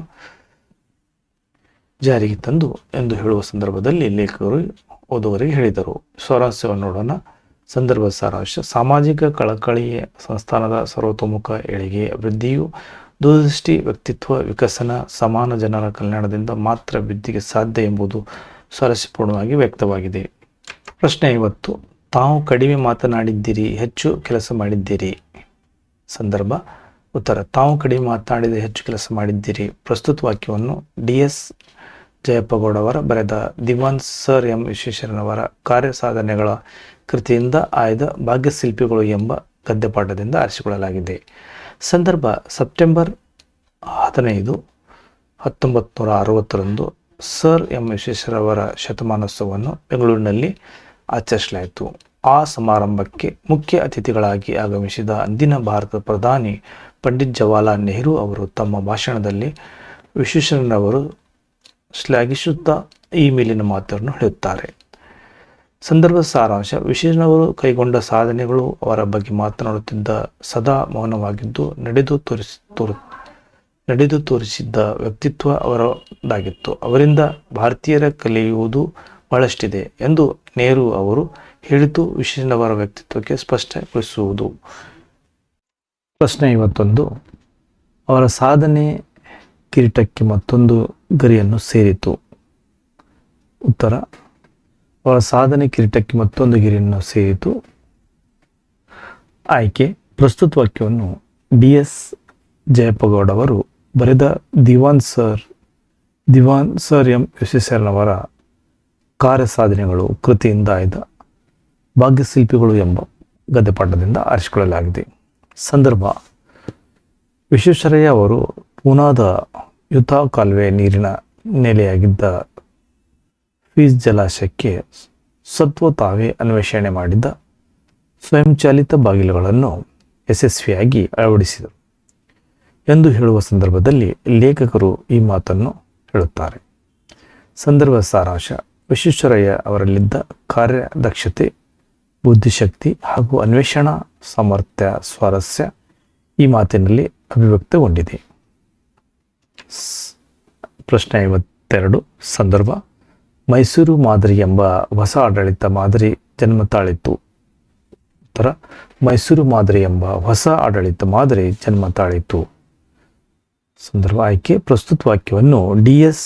ಜಯಪ್ಪಗೌಡ ಅವರು ಬರೆದ ದಿವಾನ್ ಸರ್ ಎಂ ವಿಶ್ವೇಶ್ವರಯ್ಯನವರ ಕಾರ್ಯ ಸಾಧನೆಗಳ ಕೃತಿಯಿಂದ ಆಯ್ದ ಭಾಗ್ಯಶಿಲ್ಪಿ ಎಂಬ ಗದ್ಯಪಾಠದಿಂದ ಆರಿಸಿಕೊಳ್ಳಲಾಗಿದೆ. ಸಂದರ್ಭ: ಮೈಸೂರು ಸಂಸ್ಥಾನದ ದಿವಾನರಾದ ವಿಶ್ವೇಶ್ವರಯ್ಯನವರ ಹೊಸ ಮನ್ವಂತರಕ್ಕೆ ಅಡ್ಡಿಪಾಯ ಹಾಕಿದರು. ಆಡಳಿತದಲ್ಲಿ ಹೊಸ ಮಾದರಿಯನ್ನು ಅನುಷ್ಠಾನಗೊಳಿಸಿ ಕಚೇರಿಯ ಕೆಲಸ ಕಾರ್ಯಗಳಲ್ಲಿ ಸುಧಾರಣೆ ತಂದರು. ದಕ್ಷತೆ ಮತ್ತು ಪ್ರಾಮಾಣಿಕತೆಗೆ ಒತ್ತು ನೀಡಿದರು. ಸಂಸ್ಥಾನದಲ್ಲಿ ಸ್ಥಳೀಯ ಮಟ್ಟದಲ್ಲಿ ಕೇಂದ್ರೀಕೃತವಾಗಿದ್ದ ನ್ಯಾಯಾಂಗ ಮತ್ತು ಕಾರ್ಯಾಂಗ ಅಧಿಕಾರವನ್ನು ಪ್ರತ್ಯೇಕಗೊಳಿಸಿದರು. ಇದರಿಂದ ಮೈಸೂರು ಮಾದರಿ ಎಂಬ ಹೊಸ ಆಡಳಿತ ಮಾದರಿ ಜನ್ಮ ತಾಳಿತು ಎಂದು ಲೇಖಕರು ಈ ಮೇಲಿನ ಮಾತನ್ನು ಹೇಳುವರು. ಇಲ್ಲಿ ಸಂದರ್ಭದ ಸಾರಾಂಶ ನೋಡೋಣ. ವಿಶ್ವೇಶ್ವರಯ್ಯನವರು ಮೈಸೂರಿನ ದಿವಾನರಾದುದರಿಂದ ಮೈಸೂರು ಮಾದರಿ ರಾಜ್ಯ ಆಗಲು ಸಹಕಾರಿ ಮಾಹಿತಿ ಎಂಬುದು ಪ್ರಸ್ತುತ ಮಾತಿನಲ್ಲಿ ಅರ್ಥಪೂರ್ಣವಾಗಿ ಮೂಡಿಬಂದಿದೆ. ಪ್ರಶ್ನೆ 53. ಸಂದರ್ಭ: ಶಿಕ್ಷಣಕ್ಕಾಗಿ ಶಿಕ್ಷಣ ಇರಬೇಕು. ಆಯ್ಕೆ: ಪ್ರಸ್ತುತ ವಾಕ್ಯವನ್ನು DS ಜಯಪ್ಪಗೌಡವರ ಬರೆದ ದಿವಾನ್ ಸರ್ ಎಂ ವಿಶ್ವೇಶ್ವರಯ್ಯನವರ ಕಾರ್ಯಸಾಧನೆಗಳ ಕೃತಿಯಿಂದ ಆಯ್ದ ಭಾಗ್ಯಶಿಲ್ಪಿಗಳು ಎಂಬ ಗದ್ಯಪಾಠದಿಂದ ಆರಿಸಿಕೊಳ್ಳಲಾಗಿದೆ. ಸಂದರ್ಭ: ವಿಶ್ವೇಶ್ವರಯ್ಯನವರು ಆಧುನಿಕ ಶಿಕ್ಷಣವೇ ಎಲ್ಲ ಸಮಸ್ಯೆಗಳಿಗೂ ಪರಮೋಚ್ಚ ಪರಿಹಾರವೆಂದು ನಂಬಿದ್ದರು. ಶಿಕ್ಷಣವು ಸಂಜೀವಿನಿ ಎಂಬುದನ್ನರಿತಿದ್ದ ಅವರು ಶಿಕ್ಷಣದ ವಿವಿಧ ಯೋಜನೆಗಳನ್ನು ರೂಪಿಸಿದರು. ಶಿಕ್ಷಣಕ್ಕಾಗಿ ಶಿಕ್ಷಣವಿರಬೇಕು, ಅದು ಕೆಲವೇ ಜನರ ಸೊತ್ತಾಗದೆ ಪ್ರಗತಿಪರ ರಾಜ್ಯದಲ್ಲಿ ಎಲ್ಲರೂ ಜನ್ಮಸಿದ್ಧ ಹಕ್ಕು ಆಗಬೇಕು ಎಂಬುದು ಮನಗಂಡ ಇವರು ತಾಂತ್ರಿಕ ಮತ್ತು ವೃತ್ತಿಪರ ಶಿಕ್ಷಣಕ್ಕೆ ಆದ್ಯತೆ ನೀಡಿದರು ಎಂದು ಲೇಖಕರು ಹೇಳುವ ಸಂದರ್ಭದಲ್ಲಿ ಈ ಮಾತು ಬಂದಿದೆ. ಇಲ್ಲಿ ಸಂದರ್ಭದ ಸಾರಾಂಶ: ಸ್ವಾತಂತ್ರ್ಯ ಪೂರ್ವಕಾಲದಲ್ಲಿ ಶಿಕ್ಷಣ ಮೂಲಭೂತ ಹಕ್ಕು ಎಂಬ ಪ್ರಜಾಪ್ರಭುತ್ವದ ಆಶಯವನ್ನು ಕಾರ್ಯಗತಗೊಳಿಸಲು ಸರ್ ಎಂ ವಿಶ್ವೇಶ್ವರಯ್ಯನವರು ನುಡಿದಂತೆ ನಡೆಯಲು ಯೋಚಿಸುವುದು ಇಲ್ಲಿ ಸ್ವಾರಸ್ಯಪೂರ್ಣವಾಗಿ ವ್ಯಕ್ತವಾಗಿದೆ. ಪ್ರಶ್ನೆ 54. ಕೈಗಾರೀಕರಣ ಇಲ್ಲವೇ ಅವನತಿ. ಸಂದರ್ಭ: ಕೈಗಾರೀಕರಣ ಇಲ್ಲವೇ ಅವನತಿ. ಪ್ರಸ್ತುತ ವಾಕ್ಯವನ್ನು ಆಯ್ಕೆ: ಪ್ರಸ್ತುತ ವಾಕ್ಯವನ್ನು DS ಜಯಪ್ಪಗೌಡ ಅವರು ರಚಿಸಿರುವ ದಿವಾನ್ ಸರ್ ಎಂ ವಿಶ್ವೇಶ್ವರಯ್ಯನವರ ಕಾರ್ಯಸಾಧನೆಗಳಿಗೆ ಕೃತಿಯಿಂದ ಆಯ್ದ ಭಾಗ್ಯಶಿಲ್ಪಿ ಎಂಬ ಗದ್ಯ ಪಾಠದಿಂದ ಆರಿಸಿಕೊಳ್ಳಲಾಗಿದೆ. ಸಂದರ್ಭ: ಮೈಸೂರು ಸಂಸ್ಥಾನದ ದಿವಾನರಾದ ವಿಶ್ವೇಶ್ವರಯ್ಯನವರು ತಮ್ಮ ಆಡಳಿತದಲ್ಲಿ ಕೈಗಾರಿಕೆಗೆ ಪ್ರಾಶಸ್ತ್ಯ ನೀಡಿದರು. ಇದರ ಫಲವಾಗಿ ಅನೇಕ ಕಾರ್ಯಗಳು ಮೈಸೂರು ರಾಜ್ಯದಲ್ಲಿ ಸ್ಥಾಪಿತಗೊಂಡು ಕಾರ್ಯ ಆರಂಭಿಸಿದವು. ಇವು ಮೈಸೂರು ರಾಜ್ಯವನ್ನು ಆರ್ಥಿಕವಾಗಿ ಸದೃಢವನ್ನಾಗಿಸಿದವು. ಇದರಿಂದ ಮೈಸೂರು ಮಾದರಿಯ ರಾಜ್ಯ ರೂಪುಗೊಳ್ಳಲು ಸಾಧ್ಯವಾಯಿತು ಎಂದು ವಿವರಿಸುವ ಸಂದರ್ಭದಲ್ಲಿ ವಿಶ್ವೇಶ್ವರಯ್ಯನವರು ಘೋಷಿಸಿದ ನುಡಿ ಉದಾಹರಣೆಸುತ್ತಾ ಲೇಖಕರ ಮೇಲಿನಂತೆ ಹೇಳಿದ್ದಾರೆ. ಇಲ್ಲಿ ಸಂದರ್ಭದ ಸಾರಾಂಶ: ದೇಶದ ಅಭಿವೃದ್ಧಿ ಕೈಗಾರಿಕಾ ಆರ್ಥಿಕವಾಗಿ ದೇಶವನ್ನು ಸದೃಢಗೊಳಿಸಲು ಸಹಾಯಕ ಎಂಬುದು ಸ್ವಾರಸ್ಯಪೂರ್ಣವಾಗಿ ವ್ಯಕ್ತವಾಗಿದೆ. ಪ್ರಶ್ನೆ 55. ಶಿಕ್ಷಣವು ಸಂಜೀವಿನಿ ಎಂಬುದನ್ನರಿತ ಅವರ ಶಿಕ್ಷಣದ ವಿವಿಧ ಯೋಜನೆಗಳನ್ನು ರೂಪಿಸಿ. ಉತ್ತರ: ಶಿಕ್ಷಣವು ಸಂಜೀವಿನಿ ಎಂಬುದನ್ನರಿತ ಅವರ ಶಿಕ್ಷಣದ ವಿವಿಧ ಯೋಜನೆಗಳನ್ನು ರೂಪಿಸುವುದು. ಆಯ್ಕೆ: ಪ್ರಸ್ತುತ ವಾಕ್ಯವನ್ನು DS ಜಯಪ್ಪಗೌಡ ಅವರು ಬರೆದ ದಿವಾನ್ ಸರ್ ಎಂಬ ವಿಶ್ವೇಶ್ವರಯ್ಯನವರ ಕಾರ್ಯಸಾಧನೆಗಳ ಕೃತಿಯಿಂದ ಆಯ್ದ ಭಾಗ್ಯಶಿಲ್ಪಿ ಎಂಬ ಗದ್ಯಪಾಠದಿಂದ ಆರಿಸಿಕೊಳ್ಳಲಾಗಿದೆ. ಸಂದರ್ಭ: ನಲ್ವಡಿ ಕೃಷ್ಣರಾಜ ಒಡೆಯವರು ಸರ್ ಎಂ ವಿಶ್ವೇಶ್ವರಯ್ಯನವರ ಮೈಸೂರು ಸಂಸ್ಥಾನದ ದಿವಾನರಾಗಿ ನೇಮಿಸುವ ಮೂಲಕ ಹೊಸ ಮನ್ವಂತರಕ್ಕೆ ನಾಂದಿ ಹಾಡಿದರು. ನಾಡಿನ ಪ್ರಗತಿ ಶಿಕ್ಷಣದ ಮೇಲೆ ಅವಲಂಬಿತವಾಗಿರುವ ಎಂಬುದನ್ನರಿತ ಪ್ರತಿಯೊಬ್ಬರಿಗೂ ಶಿಕ್ಷಣ ದೊರೆಯುವಂತಾಗಬೇಕು ಎಂದು ಪ್ರಾಥಮಿಕ ಶಿಕ್ಷಣ ನಿಬಂಧನೆ ಮತ್ತು ಜಾರಿ ಮಾಡಿದರು. ಇವರು ಶಿಕ್ಷಣ ಕ್ಷೇತ್ರಕ್ಕೆ ನೀಡಿದ ಕೊಡುಗೆಗಳನ್ನು ಲೇಖಕರು ತಿಳಿಸುವ ಸಂದರ್ಭದಲ್ಲಿ ಈ ಮಾತು ಬಂದಿದೆ. ಇಲ್ಲಿ ಸಂದರ್ಭದ ಸಾರಾಂಶ ನೋಡೋಣ. ಸ್ವಾತಂತ್ರ್ಯ ಪೂರ್ವಕಾಲದಲ್ಲಿ ಶಿಕ್ಷಣ ಮೂಲಭೂತ ಹಕ್ಕು ಎಂಬ ಪ್ರಜಾಪ್ರಭುತ್ವದ ಆಶಯ ಕಾರ್ಯಗತಗೊಳಿಸಲು ಶಿಕ್ಷಣದಲ್ಲಿ ಮಹತ್ವದ ಯೋಜನೆಗಳನ್ನು ಅನುಷ್ಠಾನಕ್ಕೆ ತಂದರು. ವಿವಿಧ ಯೋಜನೆ ರೂಪಿಸಿ ಯಶಸ್ಸು ಪಡೆಯುವ ಅವರ ಮೂಲ ನಿಲುವು ಇಲ್ಲಿ ಸ್ವಾರಸ್ಯಪೂರ್ಣವಾಗಿ ವ್ಯಕ್ತವಾಗಿದೆ. ಈ ಕೆಳಗಿನ 8 ಅಥವಾ 10 ವಾಕ್ಯದಲ್ಲಿ ಉತ್ತರ ಬರೆಯಿರಿ. 4 ಅಂಕ. ಪ್ರಶ್ನೆ 56. ನಲ್ವಡಿ ಕೃಷ್ಣರಾಜ ಒಡೆಯರ ಕಾಲದಲ್ಲಿ ಮೈಸೂರು ರಾಜ್ಯದ ಬಗ್ಗೆ ವಿವರಿಸಿ. ಉತ್ತರ: ನಲ್ವಡಿ ಕೃಷ್ಣರಾಜ ಒಡೆಯರು 1902 ಆಗಸ್ಟ್ 8ನೇ ತಾರೀಕಿನಿಂದ ಮೈಸೂರು ರಾಜ್ಯದ ನೇರ ಉಸ್ತುವಾರಿ ವಹಿಸಿಕೊಂಡು ಮೈಸೂರು ರಾಜ್ಯದ ಸರ್ವತೋಮುಖ ಅಭಿವೃದ್ಧಿ ಕಂಕಣಬದ್ಧರಾದರು. 1907ರಲ್ಲಿ ನ್ಯಾಯ ವಿಧಾಯಕ ಸಭೆಯನ್ನು ಸಹ ಸ್ಥಾಪಿಸಿದರು. ಈ ಸಭೆಗೆ ಪ್ರಜಾಪ್ರತಿನಿಧಿ ಸಭೆಯಲ್ಲಿ ಮಂಡಿಸಿದ ಎಲ್ಲ ವಿಷಯಗಳನ್ನು ಸಹ ವಿಮರ್ಶಿಸುವ ಅಧಿಕಾರ ಇದ್ದಿತು. 1923ರಲ್ಲಿ ಹೊಸ ಕಾನೂನೊಂದನ್ನು ಜಾರಿಗೆ ತಂದು ಪ್ರಜಾಪ್ರತಿನಿಧಿಗೆ ಸಭೆಯನ್ನು ಶಾಸನಬದ್ಧ ಸಂಸ್ಥೆಯನ್ನಾಗಿ ಮಾರ್ಪಡಿಸಿದರು. ಇವರ ಕಾಲದಲ್ಲಿ ಗ್ರಾಮ ನಿರ್ಮಲೀಕರಣ, ವೈದ್ಯಕೀಯ ಸಹಾಯ, ವಿದ್ಯಾಪ್ರಚಾರ, ನೀರಿನ ಸೌಕರ್ಯ, ಪ್ರಮಾಣ ಸೌಲಭ್ಯ ಮುಂತಾದ ಕ್ಷೇತ್ರಗಳು ಸ್ವಯಂ ಆಡಳಿತ ಕ್ಷೇತ್ರಗಳಾದವು. ಆ ಮೂಲಕ ನಾಲ್ವಡಿ ಕೃಷ್ಣರಾಜ ಒಡೆಯರು ಸಾಮಾಜಿಕ ಕಾನೂನುಗಳ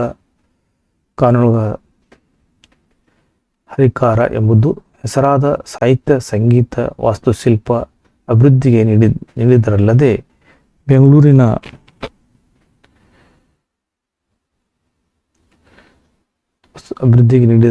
ಬೆಂಗಳೂರಿನಲ್ಲಿ ಕನ್ನಡ ಸಾಹಿತ್ಯ ಪರಿಷತ್ನಲ್ಲಿ ಆರಂಭಿಸಿದರು. ಅನೇಕ ರೈಲು ಮಾರ್ಗಗಳನ್ನು ನಿರ್ಮಿಸಿದರು. 1900ರಲ್ಲಿ ಶಿವನಸಮುದ್ರ ಬಳಿ ಕಾವೇರಿ ನದಿಯಿಂದ ಏಷ್ಯಾ ಖಂಡದಲ್ಲಿ ಮೊದಲ ಜಲವಿದ್ಯುತ್ ಉತ್ಪಾದನಾ ಕೇಂದ್ರ ಪ್ರಾರಂಭವಾಯಿತು. ವಾಣಿ ವಿಲಾಸ್ ಸಾಗರ ಈ ಕೃಷ್ಣರಾಜ ಸಾಗರ ನಿರ್ಮಾಣ ಮಾಡಿ ನೀರಾವರಿ ಕ್ಷೇತ್ರಕ್ಕೆ ನೀಡಿದ ಬೃಹತ್ ಮುಂಗಾಣಿಕೆಯಾಗಿದೆ. ಮೊಟ್ಟ ಮೊದಲ ಮೈಸೂರು ವಿಶ್ವವಿದ್ಯಾಲಯವನ್ನು ಸ್ಥಾಪಿಸಿ ಕೀರ್ತಿ ನಾಲ್ವಡಿಯವರಿಗೆ ಸಲ್ಲುತ್ತದೆ. ಉಚಿತ ಆಸ್ಪತ್ರೆಗಳು ಕಾರ್ಯಾರಂಭ, ವಾಣಿಜ್ಯ ಕ್ಷೇತ್ರದಲ್ಲಿ ಮೈಸೂರು ಬ್ಯಾಂಕಿನ ಸ್ಥಾಪನೆ ಹಾಗೂ ಸಹಕಾರ ಸಂಘಗಳ ಸ್ಥಾಪಿಸಿದರು. ನಾಲ್ವಡಿ ಕೃಷ್ಣರಾಜ ಒಡೆಯರ ಕಾಲದಲ್ಲಿ ಇಡೀ ಭಾರತ ಖಂಡದಲ್ಲಿ ಯಾವ ಸಂಸ್ಥಾನವೂ ಕಾಣದ ಅಭಿವೃದ್ಧಿಯನ್ನು ಮೈಸೂರು ರಾಜ್ಯವು ಕಂಡುದರಿಂದ ಮೈಸೂರು ಸಂಸ್ಥಾನ ಮಾದರಿ ಮೈಸೂರು ಎಂಬ ಕೀರ್ತಿ ಪ್ರಾಪ್ತವಾಯಿತು. ಪ್ರಶ್ನೆ 57. ವಿಶ್ವೇಶ್ವರಯ್ಯ ಅವರು ಮೈಸೂರು ದಿವಾನರಾಗಿ ಸಲ್ಲಿಸಿದ ಸೇವೆಯನ್ನು ಕುರಿತು ಬರೆಯಿರಿ. ಉತ್ತರ: ಭಾರತದ ಆಧುನಿಕ ಹರಿಕಾರವಾಗಿ ವಾಸ್ತವ ಚಿಂತನೆ, ನಿಸ್ವಾರ್ಥ ನಡತೆ, ಸುಸಂಗತ ವೈಜ್ಞಾನಿಕ ದೃಷ್ಟಿ ಮತ್ತು ದಕ್ಷ ಆಡಳಿತ ತಳಹದಿಂದ ಮೇಲೆ ಹೊಸ ರಾಷ್ಟ್ರ ನಿರ್ಮಿಸಲು ಮುಂದಾದವರು. ಸರ್ ಎಂ ವಿಶ್ವೇಶ್ವರಯ್ಯನವರು ವಿಶ್ವೇಶ್ವರಯ್ಯ ಮೈಸೂರು ಸಂಸ್ಥಾನದಿಂದ ದಿವಾನರಾಗಿ ಆಡಳಿತದಲ್ಲಿ ಹೊಸ ಮಾದರಿಯನ್ನು ಅನುಷ್ಠಾನಗೊಳಿಸಿದರು. ಕಚೇರಿ ಕೆಲಸ ಕಾರ್ಯಗಳಲ್ಲಿ ಸಾಕಷ್ಟು ಸುಧಾರಣೆ ಮಾಡಿದರು. ಆಡಳಿತದಲ್ಲಿ ದಕ್ಷತೆ ಮತ್ತು ಪ್ರಾಮಾಣಿಕತೆಗೆ ಒತ್ತು ನೀಡಿದರು. ಸಂಸ್ಥಾನದಲ್ಲಿ ಸ್ಥಳೀಯ ಮಟ್ಟದಲ್ಲಿ ಕೇಂದ್ರೀಕೃತವಾಗಿದ್ದ ನ್ಯಾಯಾಂಗ ಮತ್ತು ಕಾರ್ಯಾಂಗಗಳ ಅಧಿಕಾರವನ್ನು ಪ್ರತ್ಯೇಕಗೊಳಿಸಿದರು. ರಾಜ್ಯ ಪ್ರವಾಸ ಮಾಡಿ ಅಜಮಾಯಿಸಿ ಕಾರ್ಯನಡೆಸಿದರು. ಸಮರ್ಥ ಕಾರ್ಯನಿರ್ವಹಣೆಗಾಗಿ ಸಮಿತಿಗಳನ್ನು ರಚಿಸಿದರು. ನೇಮಕಾತಿಯಲ್ಲಿ ಸ್ಥಳೀಯರಿಗೆ ಆದ್ಯತೆ ನೀಡಿದರು. ತಾಂತ್ರಿಕ ವೃತ್ತಿಪರ ಶಿಕ್ಷಣಕ್ಕೆ ಆದ್ಯತೆ ನೀಡಿದರು. ಭಾಷೆ, ಸಾಹಿತ್ಯ ಮತ್ತು ಸಂಶೋಧನೆಗಳಿಗೆ ಪ್ರೋತ್ಸಾಹ ನೀಡಿದರು. ಮೈಸೂರು ಸಂಸ್ಥಾನದಲ್ಲಿ ಕೈಗಾರಿಕೆ ಅಗ್ರ ಪ್ರಶಸ್ತಿ ನೀಡಿದರು. ರಾಜ್ಯದ ಆರ್ಥಿಕ ಚಟುವಟಿಕೆಗಳಿಗೆ ಭದ್ರ ಬುನಾದಿ ಹಾಕುವ ಉದ್ದೇಶದಿಂದ ಹಣಕಾಸು ನೀತಿಯಲ್ಲಿ ಮಾರ್ಪಾಡು ಮಾಡಿದರು. ವಿದ್ಯಾರ್ಥಿ ವೇತನವನ್ನು ಕೊಡುವ ಮೂಲಕ ಹಿಂದೂಗಳಿಂದ ವರ್ಗಗಳ ವಿದ್ಯಾರ್ಥಿಗಳ ವ್ಯಾಸಂಗಕ್ಕೆ ಮಾಡಿಕೊಟ್ಟರು. ಹೀಗೆ ತಮ್ಮ ಪರಿಪಕ್ವ ಅನುಭವವನ್ನು ಮೈಸೂರಿನ ಸಮಗ್ರ ಅಭಿವೃದ್ಧಿಗೆ ಬಳಸಿ ವಿಶ್ವೇಶ್ವರಯ್ಯನವರು ಸ್ಮರಣೀಯರಾಗಿರುವರು. ಪ್ರಶ್ನೆ 58. ಶಿಕ್ಷಣ ಕ್ಷೇತ್ರಕ್ಕೆ ವಿಶ್ವೇಶ್ವರಯ್ಯನವರು ಸಲ್ಲಿಸಿದ ಕೊಡುಗೆಯನ್ನು ತಿಳಿಸಿ. ಉತ್ತರ: ವಿಶ್ವೇಶ್ವರಯ್ಯ ಅವರು ಆಧುನಿಕ ಶಿಕ್ಷಣವೇ ಎಲ್ಲ ಸಮಸ್ಯೆಗಳಿಗೆ ಪರಮೋಚ್ಚ ಪರಿಹಾರವೆಂದು ನಂಬಿದರು. ಕ್ರಿಸ್ತಶಕ ಪೂರ್ವ 1913ರಲ್ಲಿ ಪ್ರಾಥಮಿಕ ಶಿಕ್ಷಣದ ನಿಬಂಧನೆಯನ್ನು ಜಾರಿಗೆ ತಂದರು. ಮದ್ರಾಸ್ ವಿಶ್ವವಿದ್ಯಾಲಯದ ನಿಯಂತ್ರಣಕ್ಕೆ ಒಳಪಟ್ಟಿದ್ದ ಪ್ರೌಢಶಿಕ್ಷಣದ ಶಾಲೆಗಳನ್ನು ಬದಲಿಸಿ ಸಂಸ್ಥಾನವೇ ಪ್ರತ್ಯೇಕವಾದ ಪ್ರೌಢಶಿಕ್ಷಣದ ಅಂತಿಮ ಪರೀಕ್ಷೆ ನಡೆಸುವ ಯೋಜನೆಯನ್ನು ಆರ್ಥಿಕ ಪರಿಷತ್ತಿನ ಮೂಲಕ ಜಾರಿಗೆ ತಂದರು. ಶಿಕ್ಷಣಕ್ಕಾಗಿ ಶಿಕ್ಷಣವಿರಬೇಕು, ಅದು ಕೆಲವೇ ಜನರ ಸ್ವತ್ತಾಗದೆ ಪ್ರಗತಿಪರ ರಾಜ್ಯದಲ್ಲಿ ಎಲ್ಲರೂ ಆ ಜನ್ಮಸಿದ್ಧ ಹಕ್ಕಾಗಬೇಕು ಎಂಬುದು ಮನಗಂಡ ಇವರು ತಾಂತ್ರಿಕ ಮತ್ತು ವೃತ್ತಿಪರ ಶಿಕ್ಷಣಕ್ಕೆ ಆದ್ಯತೆ ನೀಡಿದರು. ಬೆಂಗಳೂರಿನಲ್ಲಿ ಮೆಕ್ಯಾನಿಕಲ್ ಇಂಜಿನಿಯರಿಂಗ್ ಶಾಲೆ, ಮೈಸೂರಿನಲ್ಲಿ ಚಾಮರಾಜನ್ ತಾಂತ್ರಿಕ ಸಂಸ್ಥೆಗಳನ್ನು ಆರಂಭಿಸಿದರು. ಮೈಸೂರು ವಿಶ್ವವಿದ್ಯಾಲಯದ ಸ್ಥಾಪನೆ ಇವರ ದೂರದೃಷ್ಟಿ ಮತ್ತೊಂದು ಫಲಶ್ರುತಿಯಾಗಿದೆ. ಪ್ರಶ್ನೆ 59. ನಾಲ್ವಡಿ ಕೃಷ್ಣರಾಜ ಒಡೆಯರ ಕಾಲದಲ್ಲಿ ಕಾರ್ಯನಿರ್ವಹಿಸಿದ್ದ ಪ್ರಜಾಪ್ರತಿನಿಧಿ ಸಭೆ ಮತ್ತು ನ್ಯಾಯವಿಧಾಯಕ ಸಭೆ ಕುರಿತು ವಿವರಿಸಿ. ಉತ್ತರ. ನಾಲ್ವಡಿ ಕೃಷ್ಣರಾಜ ಒಡೆಯರು 1902 ಆಗಸ್ಟ್ 8ನೇ ತಾರೀಕಿನಿಂದ ಮೈಸೂರು ರಾಜ್ಯ ನೇರ ಒಸ್ತುವರಿ ತಮ್ಮ ಸುಪರ್ದಿಗೆ ತೆಗೆದುಕೊಂಡರು. ದಿವಾನರಾಗಿದ್ದ ಸರ್ ಕೆ ಶೇಷಾದ್ರಿ ಅಯ್ಯರ್ ಅವರ ಸಹಕಾರದಿಂದ ಮೈಸೂರು ರಾಜ್ಯದ ಸರ್ವತೋಮುಖ ಅಭಿವೃದ್ಧಿಗೆ ಕಂಕಣಬದ್ಧರಾದರು. ಅರಸು ಮನೆತನದಿಂದ ಬಂದವರಾಗಿದ್ದರೂ ಜನತೆ ಆಡಿದ್ದಲ್ಲಿ ಪಾಲ್ಗೊಳ್ಳುವಿಕೆ ಪರವಾಗಿದ್ದರು. ಇವರ ಕಾಲದಲ್ಲಿ ಪ್ರಜಾಪ್ರತಿನಿಧಿ ಸಭೆಗೆ ಹೊಸ ರೂಪವನ್ನು ಪಡೆದು ಜನಪ್ರತಿನಿಧಿ ಸಭೆಯಾಗಿ ಪರಿವರ್ತನೆಯಾಯಿತು. 1923ರಲ್ಲಿ ಹೊಸ ಕಾನೂನೊಂದನ್ನು ಜಾರಿಗೆ ತಂದು ಶಾಸನಬದ್ಧ ಸಂಸ್ಥೆಯನ್ನಾಗಿ ಮಾರ್ಪಡಿಸಿದರು. ವರ್ಷಕ್ಕೆ 2 ಬಾರಿ ಸಮಾವೇಶಗೊಂಡು ಕಲಾಪ ನಡೆಸುತ್ತಿದ್ದರು. ಇದು ವಾರ್ಷಿಕ ಆಯವ್ಯಯ ಪರಿಶೀಲನೆ, ಪ್ರಶ್ನೋತ್ತರ, ಠರಾವು ಮಂಡನೆಯನ್ನು ಮಾಡುತ್ತಿತ್ತು. ಇದರಲ್ಲಿ ಹೆಚ್ಚು ಪ್ರತಿನಿಧಿಗಳನ್ನು ಜನರಿಂದ ಆಯ್ಕೆ ಮಾಡಲಾಯಿತು. 1907ರಲ್ಲಿ ನ್ಯಾಯ ವಿಧಾನಕ್ಕೆ ಸಭೆಯನ್ನು ಸ್ಥಾಪಿಸಿದರು. ವರ್ಷಕ್ಕೆ 2 ಬಾರಿ ಬೆಂಗಳೂರಿನಲ್ಲಿ ಸಮಾವೇಶಗೊಳ್ಳುತ್ತಿದ್ದ ಈ ಸಭೆಗೆ ಪ್ರಜಾಪ್ರತಿನಿಧಿ ಸಭೆಯಲ್ಲಿ ಮಂಡಿಸಿದ ಎಲ್ಲ ವಿಷಯಗಳನ್ನು ವಿಮರ್ಶಿಸುವ ಅಧಿಕಾರವನ್ನು ಹೊಂದುತ್ತಿತ್ತು. ಯಾವುದೇ ಕಾನೂನು ಜಾರಿಗೊಳಿಸಲು ಈ ಸಭೆಯ ಅನುಮತಿ ಅಗತ್ಯವಾಗಿತ್ತು. ಈ ಸರ್ಕಾರದ ಖರ್ಚುಗಳನ್ನು ಕಡಿಮೆ ಮಾಡುವ ಅಧಿಕಾರ ಸಹ ಇದ್ದಿತು.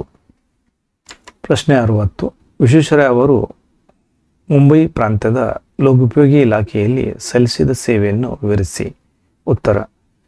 ವಿಶ್ವೇಶ್ವರಯ್ಯ ಅವರು 1884ರಲ್ಲಿ ಮುಂಬೈ ಪ್ರಾಂತ್ಯದ ಲೋಕೋಪಯೋಗಿ ಇಲಾಖೆಯಲ್ಲಿ ಸಹಾಯಕ ಇಂಜಿನಿಯರಿಂಗ್ ಆಗಿ ಸೇವೆ ಆರಂಭಿಸಿದರು.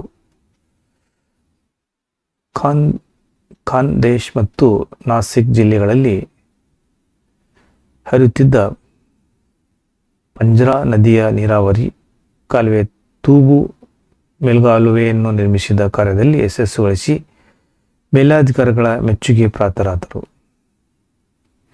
ಮುಂಬೈ ಸರ್ಕಾರದ ಸೂಚನೆಯ ಮೇರೆಗೆ ಸಿಂಧ್ ಪ್ರಾಂತ್ಯ ಸುಕ್ಕೂರು ಪಟ್ಟಣಕ್ಕೆ ಕುಡಿಯುವ ನೀರಿನ ಪೂರೈಕೆ ಕಾರ್ಯವನ್ನು ಯಶಸ್ವಿಯಾಗಿ ಪೂರೈಸಿದರು.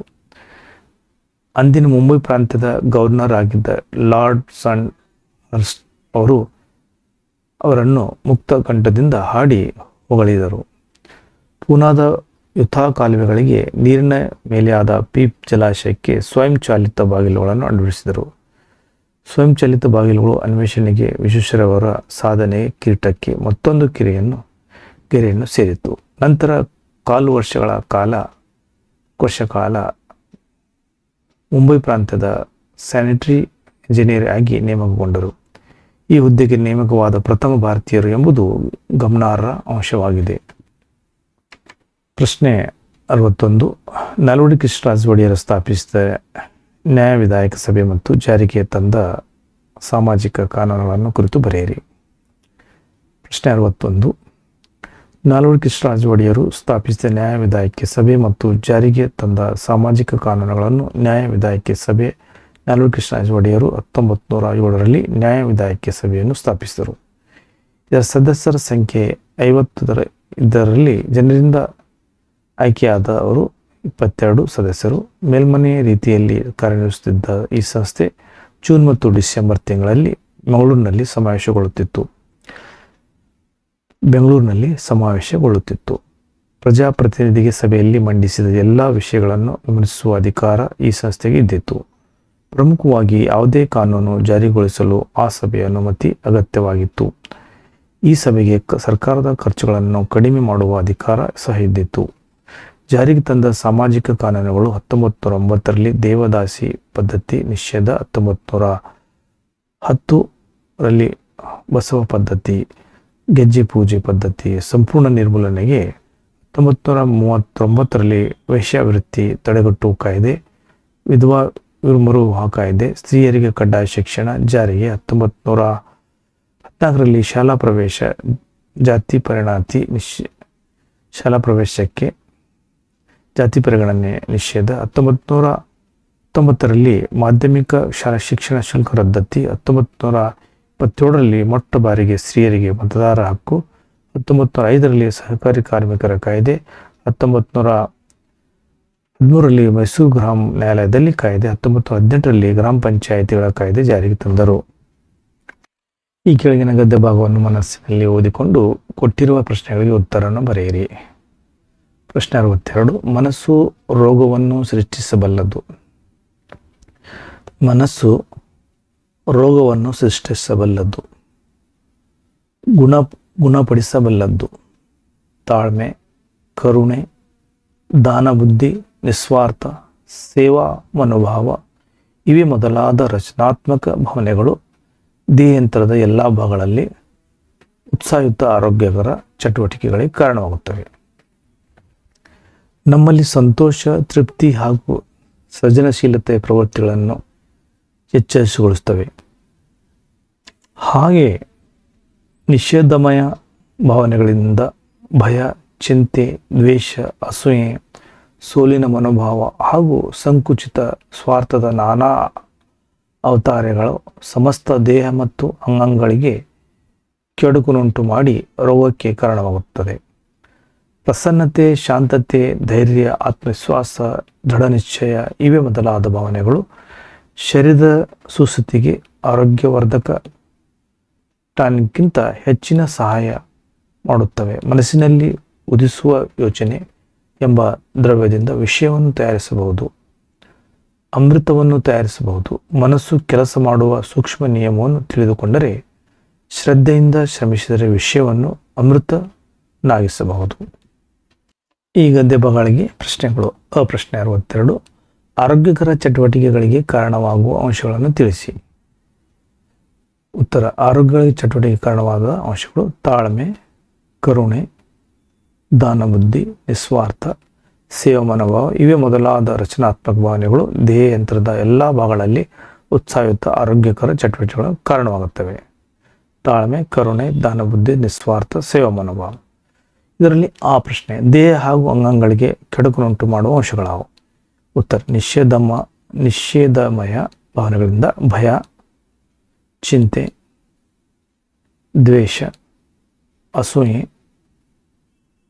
ಭಯ, ಚಿಂತೆ, ದ್ವೇಷ, ಅಸೂಯೆ, ಸೋಲಿನ ಮನೋಭಾವ ಹಾಗೂ ಸಂಕುಚಿತ ಸ್ವಾರ್ಥದ ನಾನಾ ಅವತಾರಗಳು ಸಮಸ್ತ ದೇಹ ಮತ್ತು ಅಂಗಾಂಗಗಳಿಗೆ ಕೆಡುಕುನುಂಟು ಮಾಡಿ ರೋಗ ಕಾರಣವಾಗುತ್ತವೆ. ಪ್ರಶ್ನೆ 63. ಮಾಹಿತಿ ಆಧಾರಿತ ಪತ್ರ ಬರೆಯಿರಿ. ನಿಮ್ಮನ್ನು ಉಡುಪಿ ಸರ್ಕಾರಿ ಪ್ರೌಢಶಾಲೆ ವರ್ಷ ಎಂದು ಭಾವಿಸಿಕೊಂಡು ಮಂಗಳೂರಿನ ಪಿಲಿಕುಳ ವಿಜ್ಞಾನ ಎಂಬ ವಸ್ತು ಸಂಗ್ರಹಾಲಯಕ್ಕೆ ಪ್ರವೇಶ ವಹಿಸಿ ಇಲ್ಲಿನ ವ್ಯವಸ್ಥಾಪಕರಿಗೆ ಮನವಿ ಪತ್ರವನ್ನು ಬರೆಯಿರಿ. ಪತ್ರಲೇಖನ ದಿನಾಂಕವನ್ನು ಬರೆಯಿರಿ. ಇವರಿಂದ ವರ್ಷ 10ನೇ ತರಗತಿ ಸರ್ಕಾರಿ ಪ್ರೌಢಶಾಲೆ. ಇದರ ಕೆಳಗೆ ಇವರಿಗೆ ಮಾನ್ಯ ವ್ಯವಸ್ಥಾಪಕರು ವಿಜ್ಞಾನ ಸಂಗ್ರಹಾಲಯ ಪಿಲಿಕುಳ ಬೆಂಗಳೂರು. ಮಾನ್ಯರೇ, ವಿಷಯ ಪಿಲಿಕುಳದ ವಿಜ್ಞಾನದ ವಸ್ತು ಸಂಗ್ರಹಾಲಯದ ವೀಕ್ಷಣೆಗೆ ಪ್ರವೇಶ ಕೋರಿ.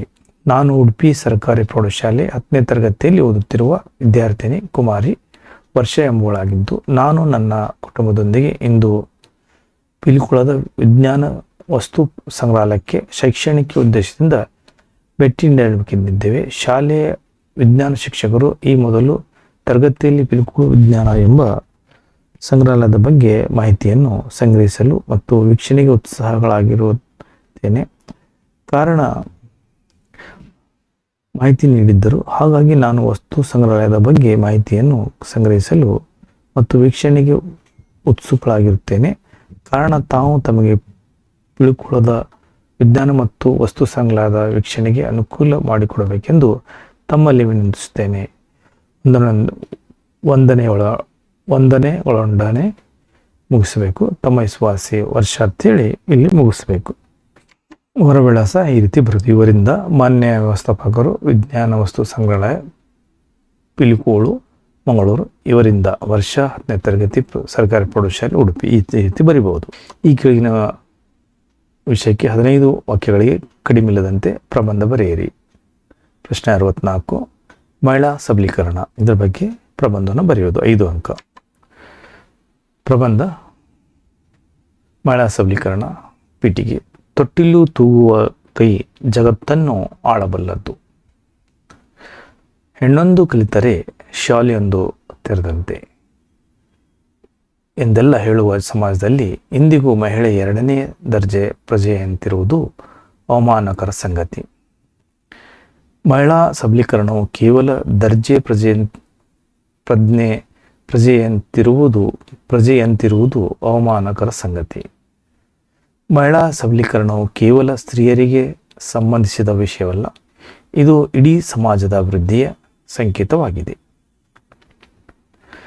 ವಿಷಯ ನಿರೂಪಣೆಗೆ ಬರೋಣ.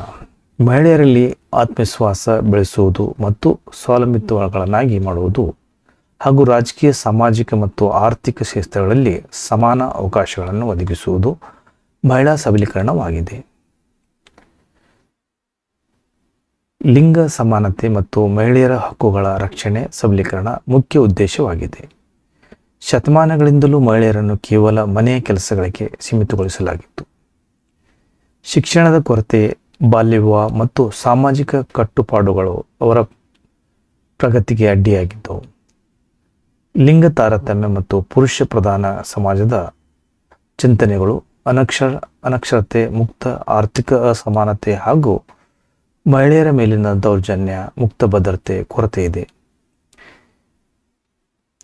ದೇಶವು ಆರ್ಥಿಕವಾಗಿ ಮತ್ತು ಸಾಮಾಜಿಕವಾಗಿ ಸದೃಢವಾಗಬೇಕಾದರೆ ಜನಸಂಖ್ಯೆ ಅರ್ಧದಷ್ಟಿರುವ ಮಹಿಳೆಯರಲ್ಲೂ ಎಲ್ಲ ಕ್ಷೇತ್ರಗಳಲ್ಲಿಯೂ ಸಮಾನವಾಗಿ ಪಾಲ್ಗೊಳ್ಳುವುದು ಅಗತ್ಯವಾಗಿದೆ. ಹೆಣ್ಣು ಮಗುವಿನ ಉಳಿವು, ರಕ್ಷಣೆ, ಶಿಕ್ಷಣ, ಖಚಿತತೆ ಮತ್ತು ತಾರತಮ್ಯವನ್ನು ಹೋಗಲಾಡಿಸಲು ಭಾರತ ಮತ್ತು ಕರ್ನಾಟಕ ಸರ್ಕಾರಗಳು ಹಲವು ಯೋಜನೆಗಳನ್ನು ಜಾರಿಗೆ ತಂದವು. ಭಾರತ ಸರ್ಕಾರ ಬೇಟಿ ಬಚಾವೋ ಬೇಟಿ ಪಢಾವೋ ಅಡಿಯಲ್ಲಿ ಹೆಣ್ಣು ಮಕ್ಕಳ ಶಿಕ್ಷಣಕ್ಕೆ ಒತ್ತು ನೀಡುತ್ತಿದೆ. ಕರ್ನಾಟಕ ಸರ್ಕಾರ ಸ್ತ್ರೀ ಶಕ್ತಿ ಯೋಜನೆಯನ್ನು ಜಾರಿಗೆ ತಂದು ಮಹಿಳೆಯರ ಕಲ್ಯಾಣಕ್ಕೆ ಹೆಚ್ಚು ಒತ್ತು ನೀಡುತ್ತಿದೆ. ದೌರ್ಜನ್ಯಕ್ಕೊಳಗಾದ ಮಹಿಳೆಯರಿಗೆ ವೈದ್ಯಕೀಯ, ಕಾನೂನು ಮತ್ತು ಮಾನಸಿಕ ನೆರವು ನೀಡಲು ಒನ್ ಸ್ಟಾಪ್ ಸೆಂಟರ್ ಕೇಂದ್ರಗಳನ್ನು ಸ್ಥಾಪಿಸಲಾಗಿದೆ.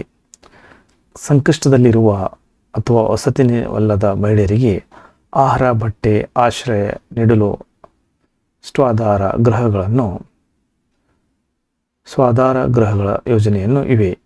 ಮಹಿಳೆಯರ ಸುರಕ್ಷತೆಗಾಗಿ ಅವರು ಕಾರ್ಯನಿರ್ವಹಿಸುವ ಸ್ಥಳಗಳಲ್ಲಿ ಕಟ್ಟುನಿಟ್ಟಿನ ಕಾನೂನು ಜಾರಿಗೆ ತರಲಾಗಿದೆ. ತುರ್ತು ಸಂದರ್ಭಗಳಲ್ಲಿ ಮಹಿಳೆಯರು 181 ಸಂಖ್ಯೆಗೆ ಕರೆ ಮಾಡಿ ಸಹಾಯ ಪಡೆಯಬಹುದು.